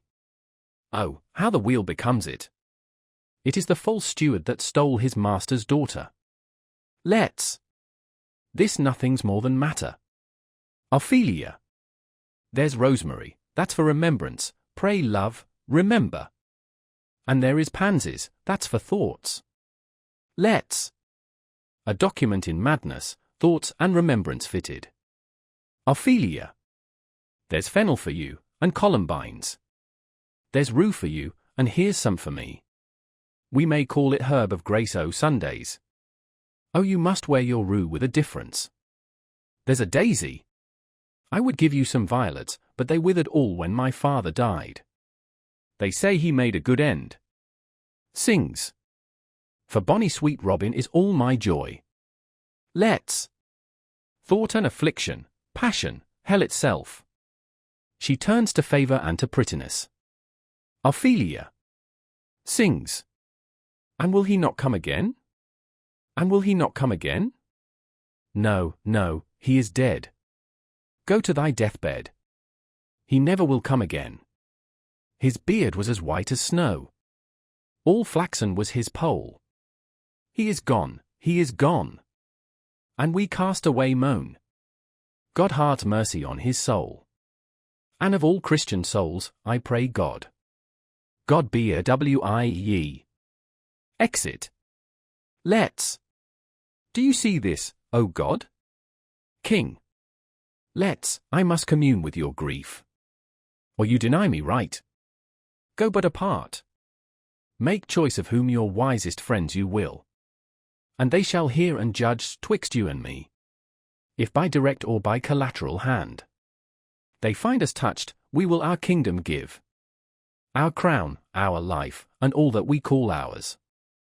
To you in satisfaction, but if not, be you content to lend your patience to us. And we shall jointly labour with your soul, to give it due content. Let's. Let this be so. His means of death, his obscure burial. No trophy, sword, nor hatchment o'er his bones. No noble right, nor formal ostentation. Cry to be heard, as 'twere from heaven to earth. That I must call in question.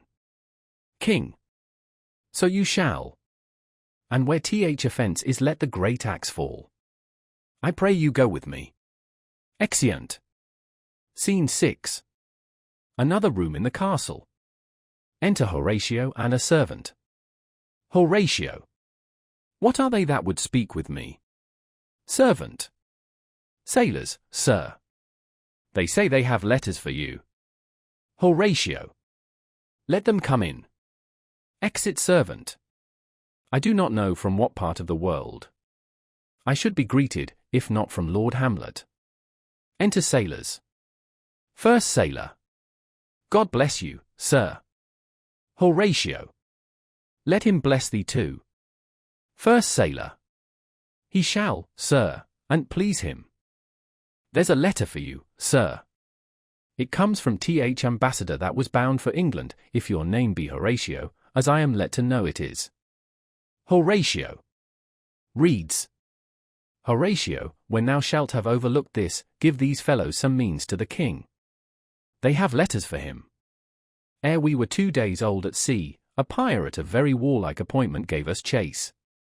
Finding ourselves too slow of sail, we put on a compelled valor, and in the grapple I boarded them.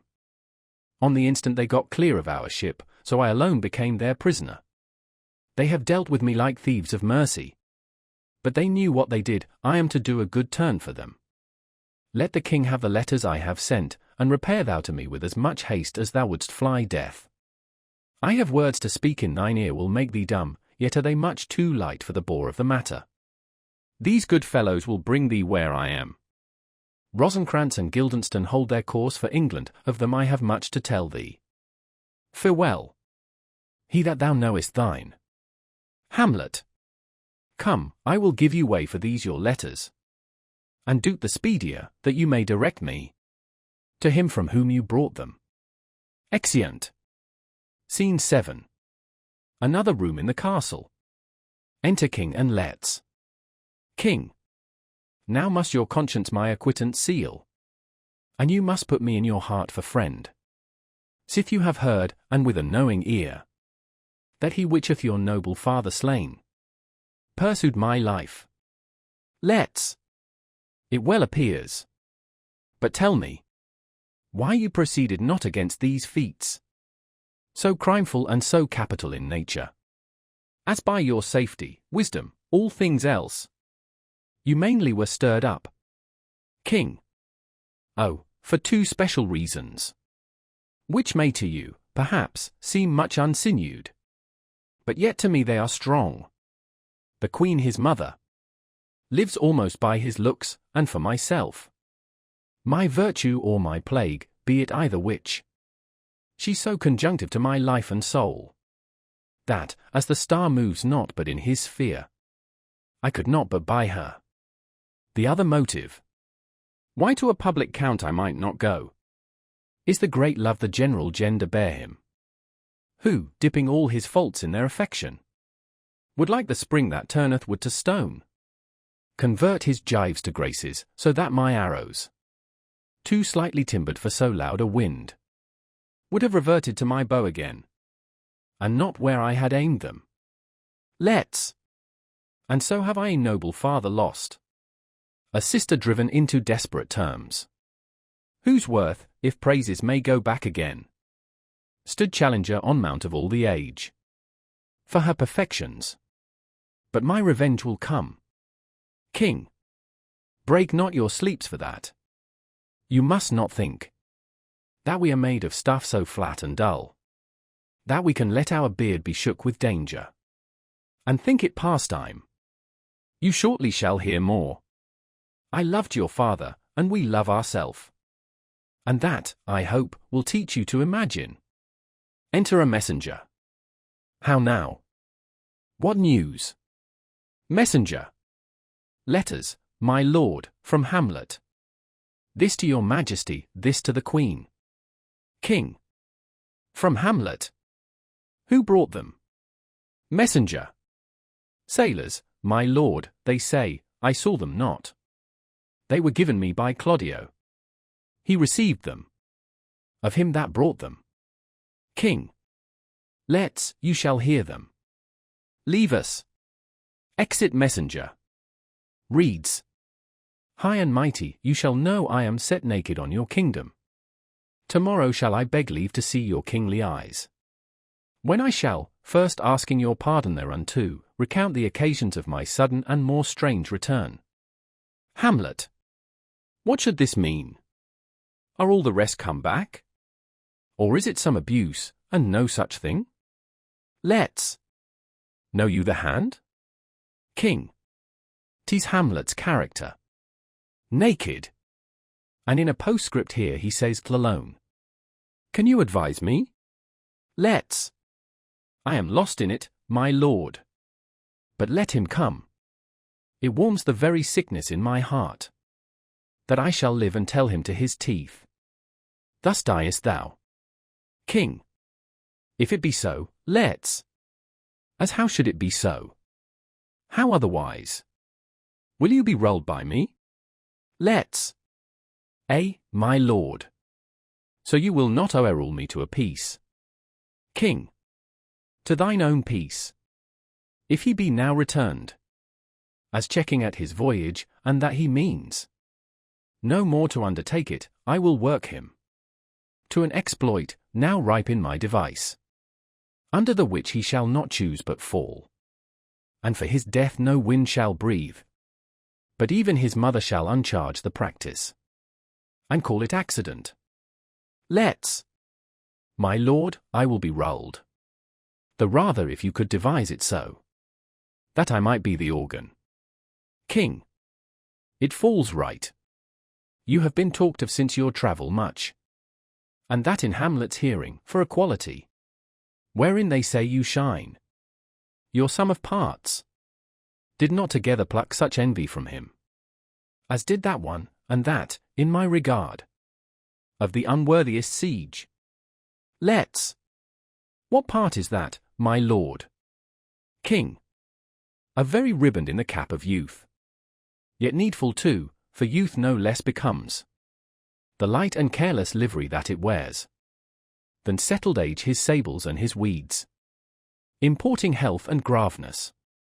2 months since, here was a gentleman of Normandy, I've seen myself, and served against the French, and they can well on horseback, but this gallant had witchcraft in't.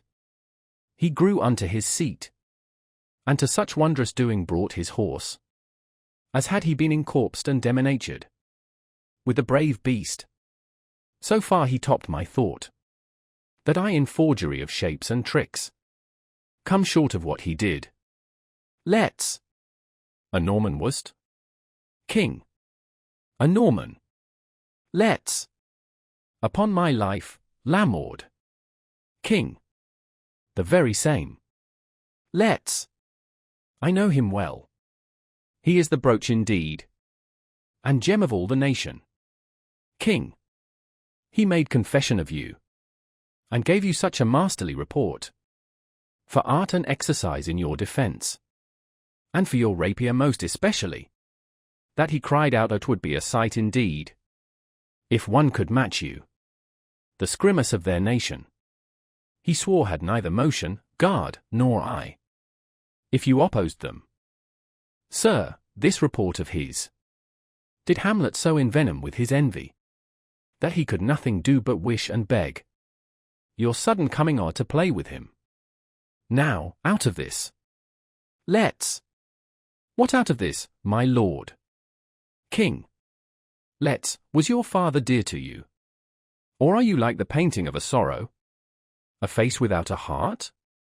Let's. Why ask you this? King.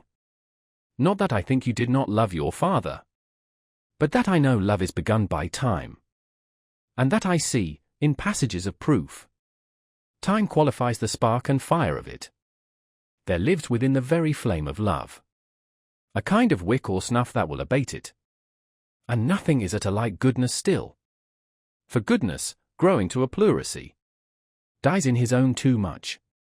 That we would do, we should do when we would, for this would a changes, and hath abatements and delays as many as there are tongues, are hands, are accidents. And then this should is like a spendthrift sigh, that hurts by easing, but to the quick ulcer. Hamlet comes back, what would you undertake? To show yourself your father's son indeed, more than in words? Let's. To cut his throat a church. King.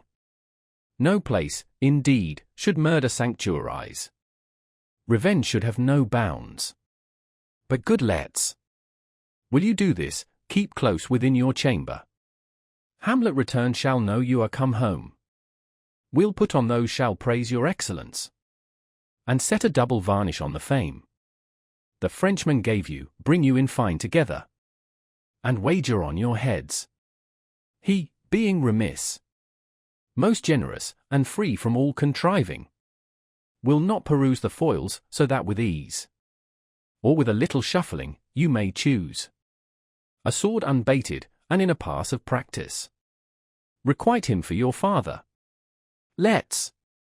I will do't, and for that purpose I'll anoint my sword.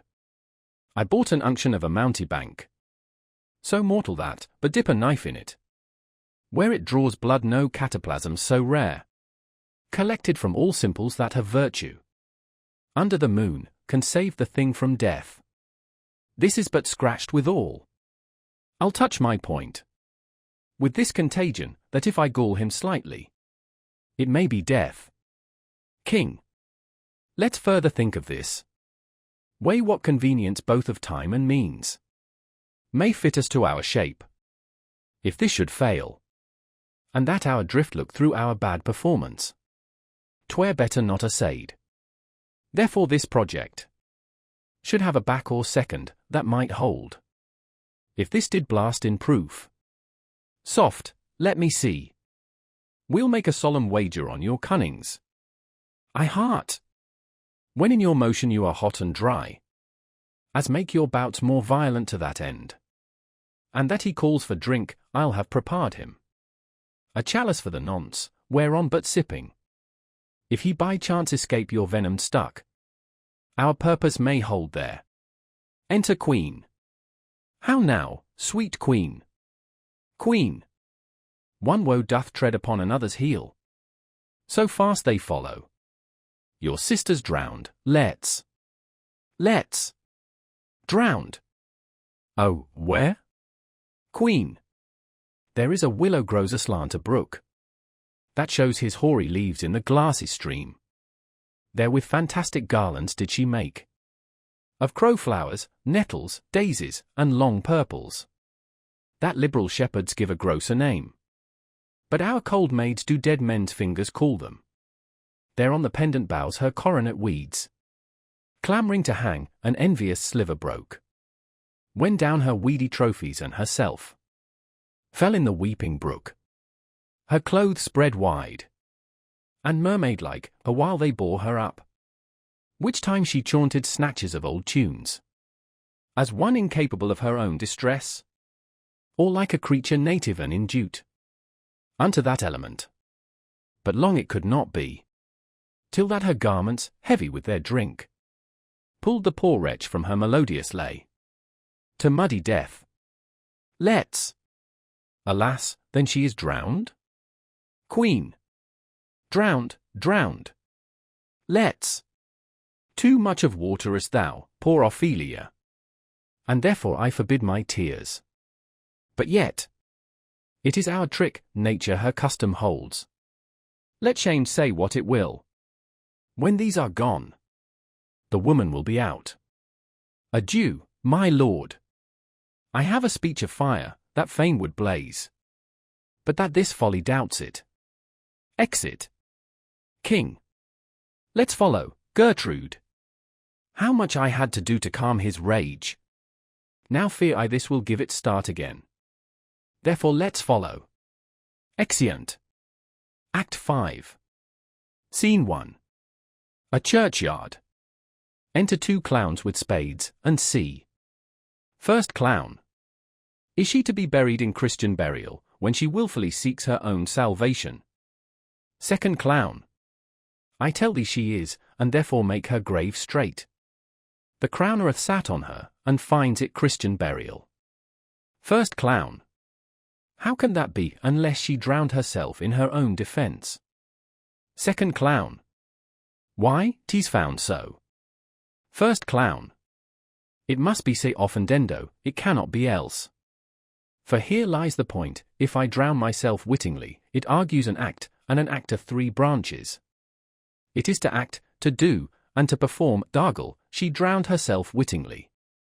Second clown. Nay, but hear you, Goodman Delver. First clown. Give me leave. Here lies the water, good. Here stands the man, good. If the man go to this water and drown himself, it is, will he nil he goes, mark you that. But if the water come to him and drown him, he drowns not himself. Argle, he that is not guilty of his own death shortens not his own life. Second clown. But is this law? First clown. Marry, is't, crowner's quest law. Second clown. Will you heart the truth on't? If this had not been a gentlewoman, she should have been buried out os Christian burial. First Clown. Why, there thou say'st.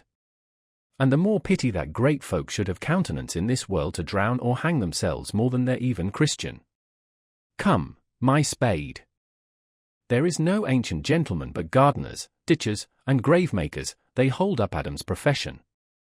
Second Clown. Was he a gentleman? First Clown. He was the first that ever bore arms. Second Clown. Why, he had none. First Clown. What, art a heathen? How dost thou understand the Scripture? The Scripture says Adam digged. Could he dig without arms? I'll put another question to thee. If thou answerest me not to the purpose, confess thyself. Second Clown. Go to. First Clown. What is he that builds stronger than either the mason, the shipwright, or the carpenter? Second Clown. The gallows maker, for that frame outlives 1,000 tenants. First Clown. I like thy wit well in good faith, the gallows does well. But how does it well? It does well to those that do ill. Now, thou dost ill to say the gallows is built stronger than the church, argle, the gallows may do well to thee. Tut again, come. Second Clown. Who builds stronger than a mason, a shipwright, or a carpenter? First Clown. Tell me that, and unyoke. Second Clown. Marry, now I can tell. First Clown. Toot. Second Clown. Mass, I cannot tell. Enter Hamlet and Horatio, at a distance. First Clown. Cudgel thy brains no more about it, for your dull ass will not mend his pace with beating, and when you are asked this question next, say a grave-maker. The houses he makes last till doomsday. Go, get thee to yon, fetch me a stoup of liquor. Exit Second Clown. Digs and sings. In youth when I did love, methought it was very sweet. To contract, oh, the time for, my behove. Oh, methought there was nothing meet. Hamlet. Has this fellow no feeling of his business, that he sings at grave-making? Horatio. Custom hath made it in him a property of easiness. Hamlet. 'Tis e'en so, the hand of little employment hath the daintier sense. First Clown. Sings. But age with his stealing steps hath clawed me in his clutch, and hath shipped me into the land, as if I had never been such. Throws up a skull. Hamlet. That skull had a tongue in it, and could sing once. How the knave jowls it to th ground, as if 'twere Cain's jawbone that did the first murder. This might be the pate of a politician which this us now o'er offices, one that would circumvent God, might it not? Horatio. It might, my lord. Hamlet. Or of a courtier which could say, good morrow, sweet lord. How dost thou, good lord? This might be my lord such a one, that praised my lord such a one's horse when he meant to beg it, might it not? Horatio. My lord. Hamlet. Why, e'en so, and now my lady worms, chapless, and knocked about the mazzard with a sexton's spade. Here's fine revolution, and we had the trick to seat.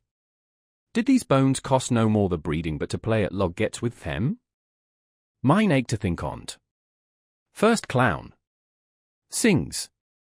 A pickaxe and a spade, for and a shrouding sheet. Oh, a pit of clay for to be made. For such a guest is meet. Throws up another skull. Hamlet. There's another. Why may not that be the skull of a lawyer?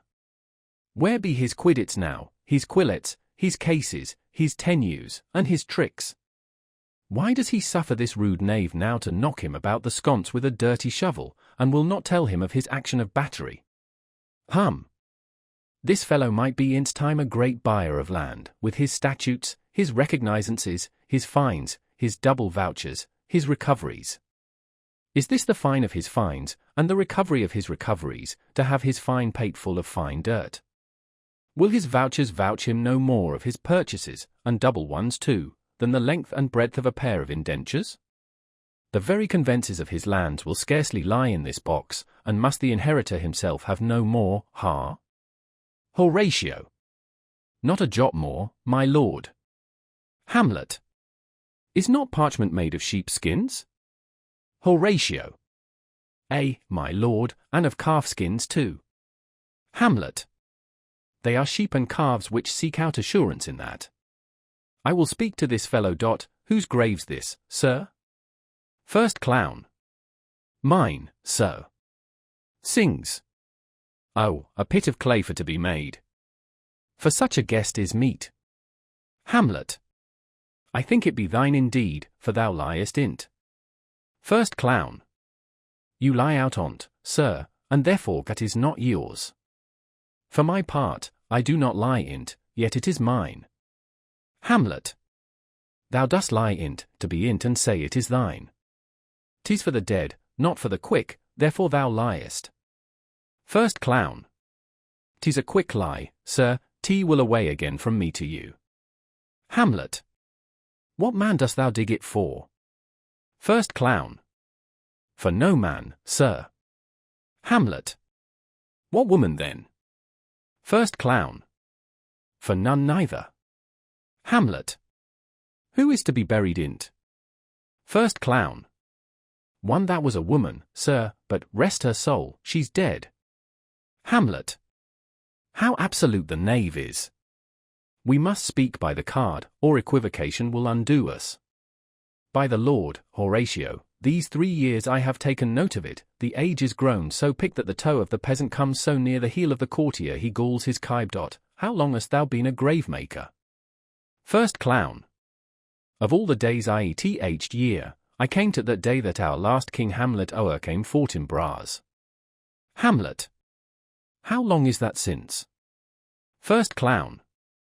Cannot you tell that? Every fool can tell that. It was the very day that young Hamlet was born, he that is mad, and sent into England. Hamlet. Marry, why was he sent into England? First clown. Why, because he was mad, he shall recover his wits there, or if he do not, it's no great matter there.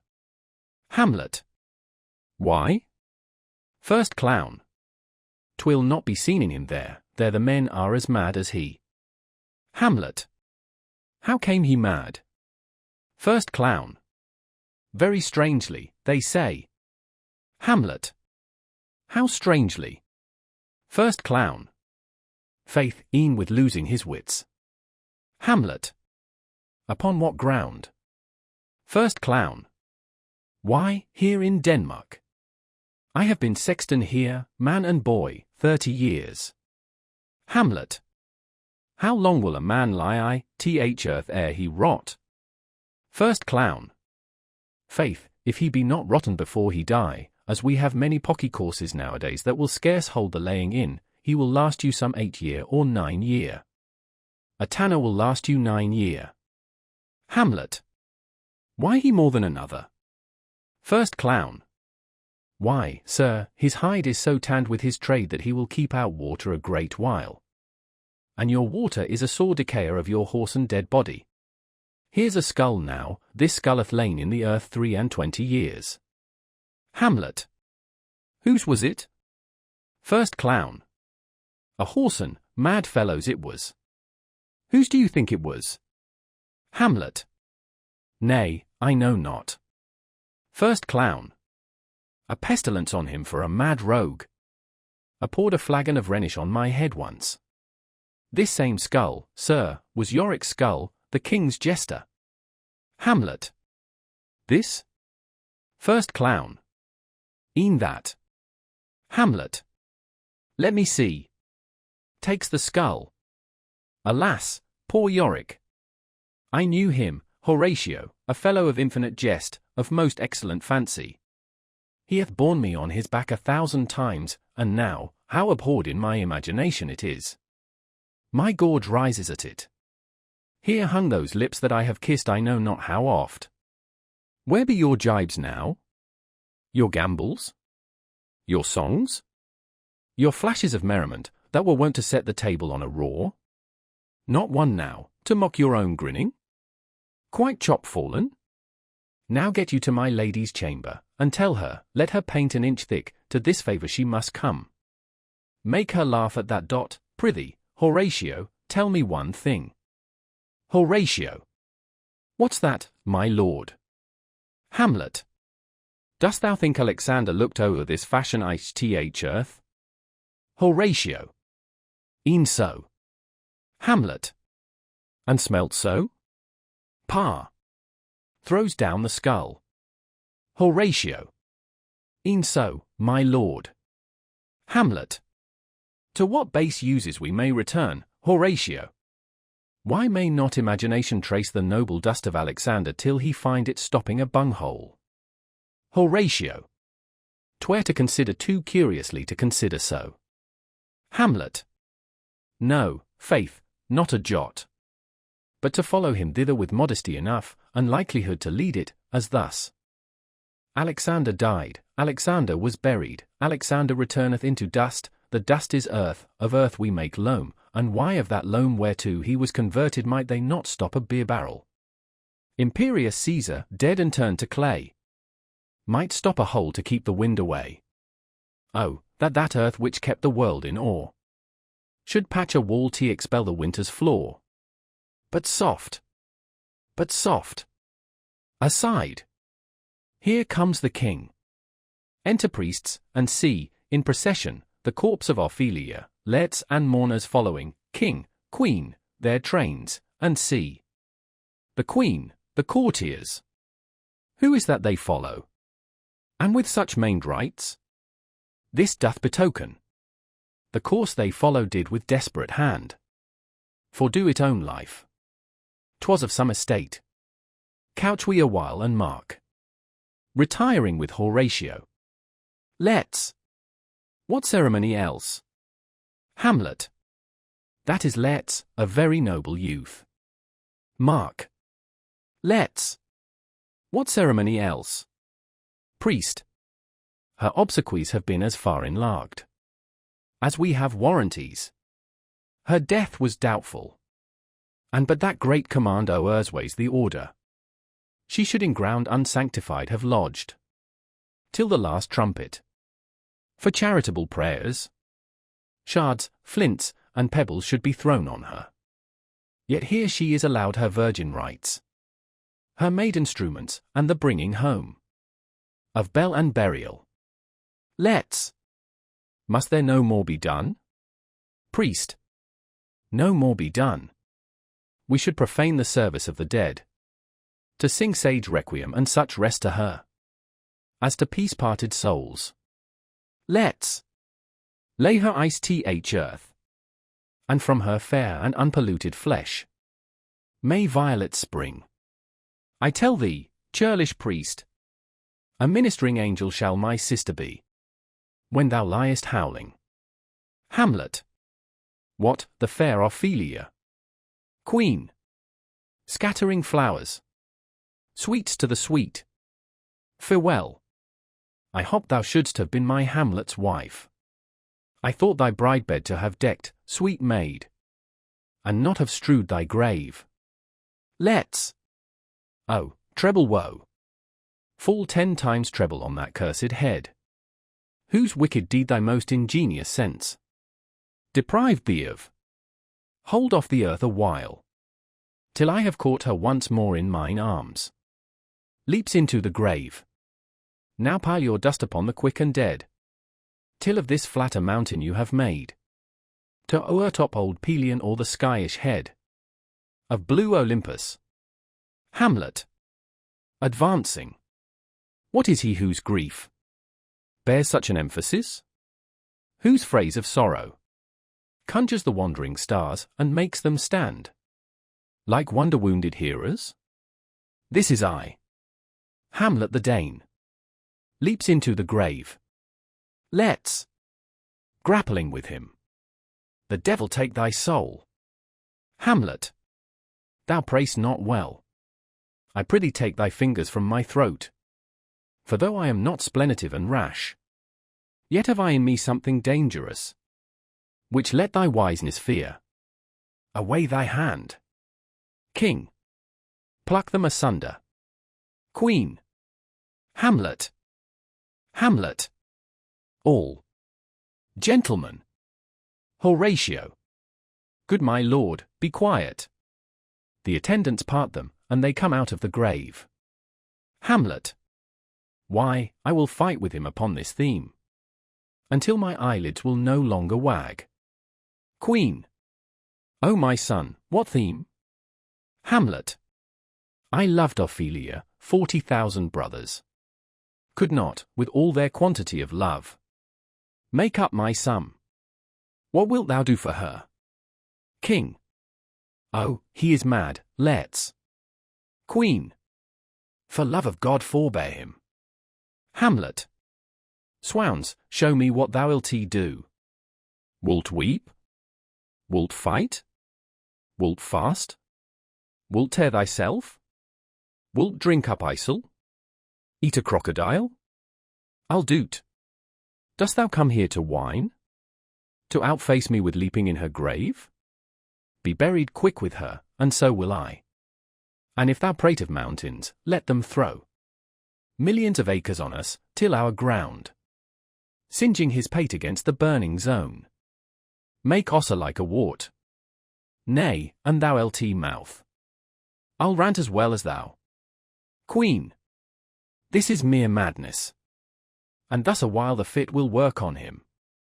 Anon, as patient as the female dove, when that her golden couplets are disclosed, his silence will sit drooping. Hamlet. Hear you, sir. What is the reason that you use me thus? I loved you ever. But it is no matter. Let Hercules himself do what he may. The cat will mew, and dog will have his day. Exit. King.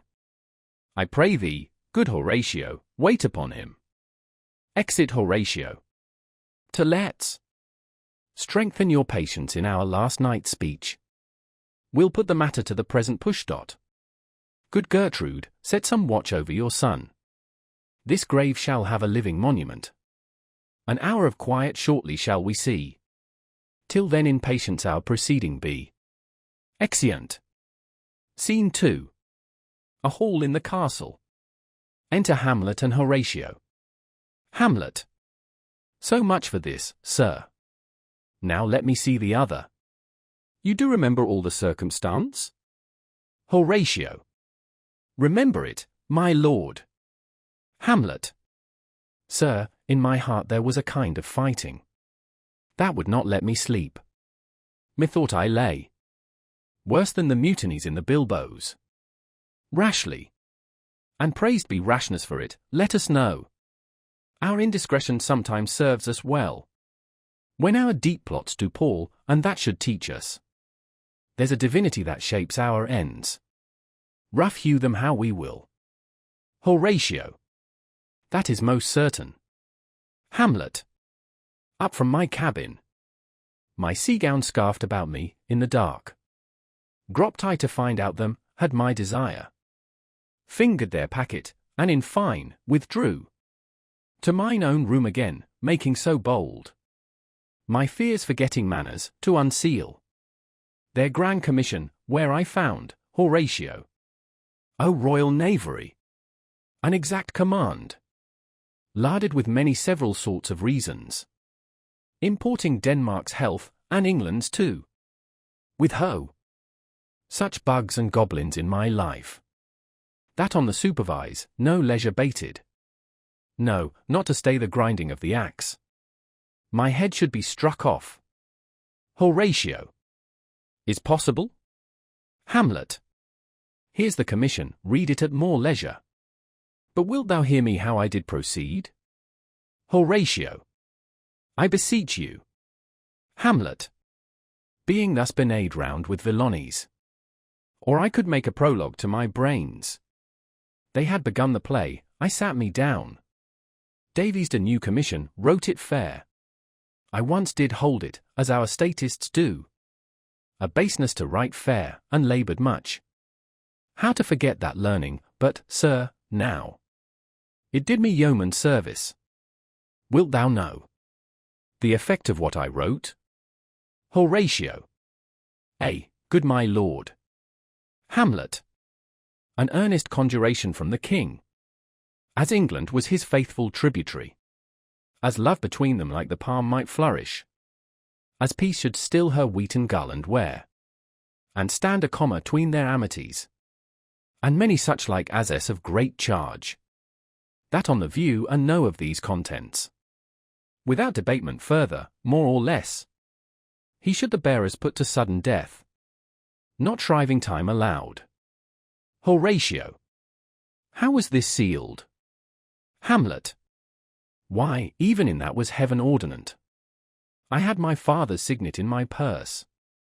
Which was the model of that Danish seal. Folded the writ up in the form of the other. Subscribed it, gave th impression, placked it safely. The changeling never known.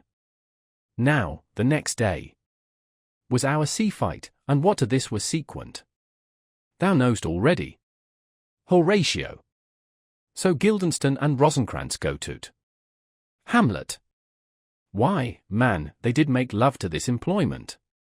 They are not near my conscience, their defeat does by their own insinuation grow. 'Tis dangerous when the baser nature comes between the pass and fell incense points of mighty opposites. Horatio. Why, what a king is this? Hamlet. Does it not, thinks thee, stand me now upon? He that hath killed my king, and whored my mother. Popped in between th election and my hopes. Thrown out his angle for my proper life. And with such cousinage, is not perfect conscience. To quit him with this arm? And is not to be damned. To let this canker of our nature come. In further evil? Horatio. It must be shortly known to him from England. What is the issue of the business there? Hamlet. It will be short. The interim is mine. And a man's life's no more than to save one. But I am very sorry, good Horatio, that to let I forgot myself. For by the image of my cause I see the portraiture of his. I'll court his favours. But sure the bravery of his grief did put me into a towering passion. Horatio. Peace, who comes here? Enter Osric. Osric.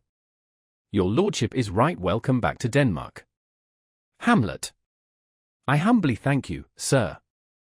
Dost know this water fly? Horatio.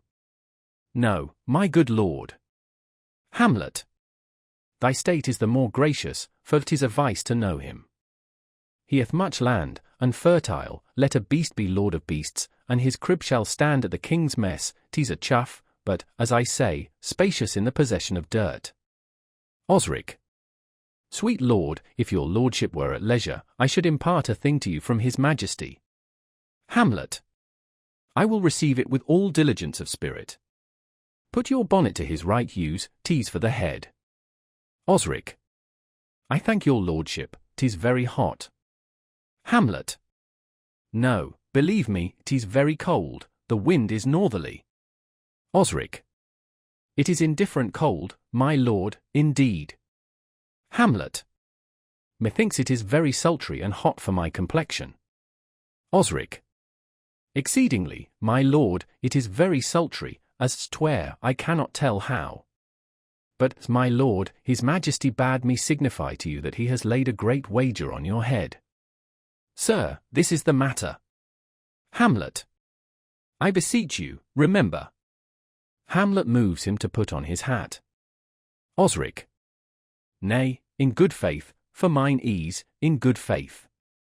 Sir, here is newly come to court let's, believe me, an absolute gentleman, full of most excellent differences, of very soft society and great showing. Indeed, to speak feelingly of him, he is the card or calendar of gentry, for you shall find in him the continent of what part a gentleman would see. Hamlet. Sir, his defilement suffers no perdition in you, though I know, to divide him inventorially would dizzy th arithmetic of memory, and yet but you're neither, in respect of his quick sale. But, in the verity of extolment, I take him to be a soul of great article and his infusion of such dearth and rareness as, to make true diction of him, his semblable is his mirror, and who else would trace him his umbrage, nothing more. Osric. Your lordship speaks most infallibly of him. Hamlet. The concernancy, sir? Why do we wrap the gentleman in our more raw breath? Osric. Sir? Horatio. Is not possible to understand in another tongue? You will do't, sir, really. Hamlet. What imports the nomination of this gentleman? Osric. Of Letts? Horatio. His purse is empty already, all golden words are spent. Hamlet. Of him, sir. Osric. I know you are not ignorant.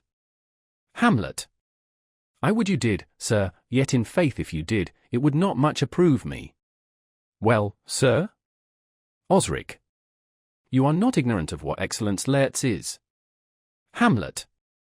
I dare not confess that, lest I should compare with him in excellence, but to know a man well were to know himself. Osric. I mean, sir, for his weapon, but in the imputation laid on him, by them in his meed his unfellowed. Hamlet. What's his weapon? Osric.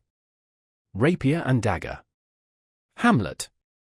That's two of his weapons. But well. Osric. The king, sir, hath wagered with him 6 Barbary horses, against the which he has imponed, as I take it, 6 French rapiers and poniards, with their assigns, as girdle, hangers, and so. 3 of the carriages, in faith, are very dear to fancy, very responsive to the hilts, most delicate carriages, and of very liberal conceit. Hamlet. What call you the carriages? Horatio. I knew you must be edified by the margin ere you had done. Osric. The carriages, sir, are the hangers. Hamlet. The phrase would be more German to the matter if we could carry cannon by our sides. I would it might be hangers till then. But on. 6 Barbary horses against 6 French swords, their assigns, and 3 liberal conceited carriages, that's the French bet against the Danish. Why is this all imponed, as you call it? Osric. The king, sir, hath laid that in a dozen passes between you and him, he shall not exceed you 3 hits. He hath laid on 12 for 9. And it would come to immediate trial if your lordship would vouchsafe the answer. Hamlet. How if I answer no? Osric. I mean, my lord, the opposition of your person in trial. Hamlet. Sir, I will walk here in the hall. If it please his majesty, it is the breathing time of day with me. Let the foils be brought, the gentleman willing, and the king hold his purpose, I will win for him if I can, if not, I will gain nothing but my shame and the odd hits. Osric. Shall I redeliver you e'en so? Hamlet. To this effect, sir, after what flourish your nature will. Osric. I commend my duty to your lordship. Hamlet. Yours. Exit Osric. He does well to commend it himself, there are no tongues else force turn. Horatio. This lapwing runs away with the shell on his head. Hamlet. He did comply with his dug before he sucked it.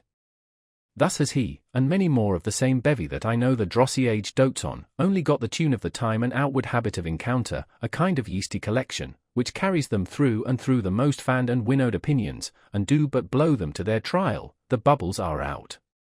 Enter a lord. Lord. My lord, his majesty commended him to you by young Osric, who brings back to him that you attend him in the hall. He sends to know if your pleasure hold to play with Letts or that you will take longer time. Hamlet. I am constant to my purposes, they follow the king's pleasure. If his fitness speaks, mine is ready. Now or whensoever, provided I be so able as now. Lord. The king and queen and all are coming down. Hamlet. In happy time. Lord.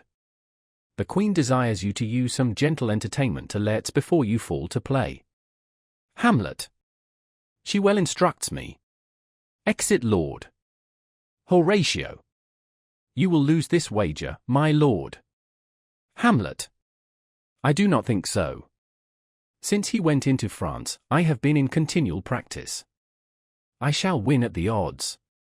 But thou wouldst not think how ill all's here about my heart, but it is no matter. Horatio. Nay, good my lord. Hamlet. It is but foolery, but it is such a kind of gain-giving as would perhaps trouble a woman. Horatio. If your mind dislike anything, obey it. I will forestall their repair hither, and say you are not fit. Hamlet. Not a whit, we defy augury. There's a special providence in the fall of a sparrow. If it be now, 'tis not to come, if it be not to come, it will be now, if it be not now, yet it will come. The readiness is all. Since no man has aught of what he leaves, what is to leave betimes? Enter king, queen, lets, lords, Osric and attendants with foils and see. King. Come, Hamlet, come, and take this hand from me. The king puts Let's hand into Hamlet's. Hamlet. Give me your pardon, sir. I have done you wrong. But pardoned as you are a gentleman. This presence knows, and you must needs have heard, how I am punished with sore distraction. What I have done, that might your nature, honour, an exception. Roughly awake, I here proclaim was madness. Was't Hamlet wronged, Let's? Never Hamlet. If Hamlet from himself be tar yen away, and when his not himself does wrong Let's, then Hamlet does it not, Hamlet denies it. Who does it, then? His madness. If be so, Hamlet is of the faction that is wronged. His madness is poor Hamlet's enemy. Sir, in this audience, let my disclaiming from a purposed evil free me so far in your most generous thoughts, that I have shot my arrow o'er the house, and hurt my brother. Let's. I am satisfied in nature. Whose motive in this case should stir me most? To my revenge. But in my terms of honour, I stand aloof, and will no reconcilement, till by some elder masters of known honour, I have a voice and precedent of peace, to keep my name ungood. But till that time, I do receive your offered love like love, and will not wrong it. Hamlet. I embrace it freely. And will this brother's wager frankly play? Give us the foils, come on. Let's. Come, one for me. Hamlet. I'll be your foil, Let's, in mine ignorance. Your skill shall like a star ith darkest night stick fiery off indeed. Let's. You mock me, sir. Hamlet. No, by this hand. King. Give them the foils, young Osric. Cousin Hamlet. You know the wager? Hamlet. Very well, my lord. Your grace has laid the odds o' the weaker side. King. I do not fear it. I have seen you both. But since he is bettered, we have therefore odds. Let's. This is too heavy. Let me see another. Hamlet. This likes me well. These foils have all a length. They prepare to play. Osric. My good lord. King. Set me the stoops of wine upon that table. If Hamlet give the first or second hit, or quit in answer of the third exchange, let all the battlements their ordnance fire. The king shall drink to Hamlet's better breath, and in the cup an union shall he throw, richer than that which for successive kings in Denmark's crown have worn. Give me the cups, and let the kettle to the trumpet speak, the trumpet to the cannoneer without, the cannons to the heavens to earth. Now the king drinks to Hamlet. Come, begin. And you, the judges, bear a wary eye. Hamlet. Come on, sir. Let's. Come, my lord. They play. Hamlet. 1. Let's. No. Hamlet. Judgment. Osric. A hit, a very palpable hit. Let's. Well, again. King. Stay, give me drink. Hamlet, this pearl is thine. Here's to thy health. Trumpets sound, and cannon shot off within. Give him the cup. Hamlet. I'll play this bout first, set it by a while. They play. Come. Another hit, what say you? Let's. A touch, I do confess. King. Our son shall win. Queen. He's fat and scant of breath. Here, Hamlet, take my napkin, rub thy brows. The queen carouses to thy fortune, Hamlet. Hamlet. Good madam. King. Gertrude, do not drink. Queen. I will, my lord, I pray you pardon me. King. Aside. It is the poisoned cup, it is too late. Hamlet. I dare not drink yet, madam. By and by.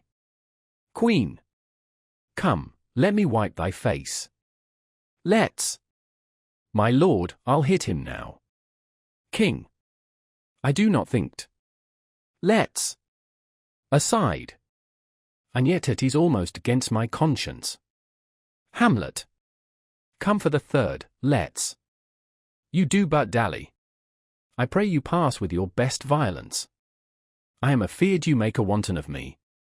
Let's. Say you so? Come on. They play. Osric.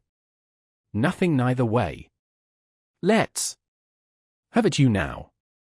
Let's wounds Hamlet, then, in scuffling, they change rapiers, and Hamlet wounds Let's. King. Part them, they are incensed. Hamlet. Nay, come again. The queen falls. Osric. Look to the queen there, ho! Horatio. They bleed on both sides. How is it, my lord? Osric. How is't, Let's? Let's. Why, as a woodcock to my own springe, Osric. I am justly killed with mine own treachery. Hamlet. How does the queen? King. She swoons to see them bleed. Queen. No, no, the drink, the drink. Oh my dear Hamlet. The drink, the drink. I am poisoned. Dies. Hamlet.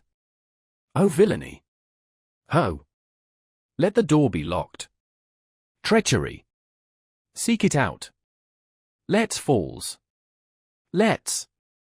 It is here, Hamlet. Hamlet, thou art slain. No medicine in the world can do thee good. In thee there is not half an hour of life. The treacherous instrument is in thy hand. Unbaited and envenomed.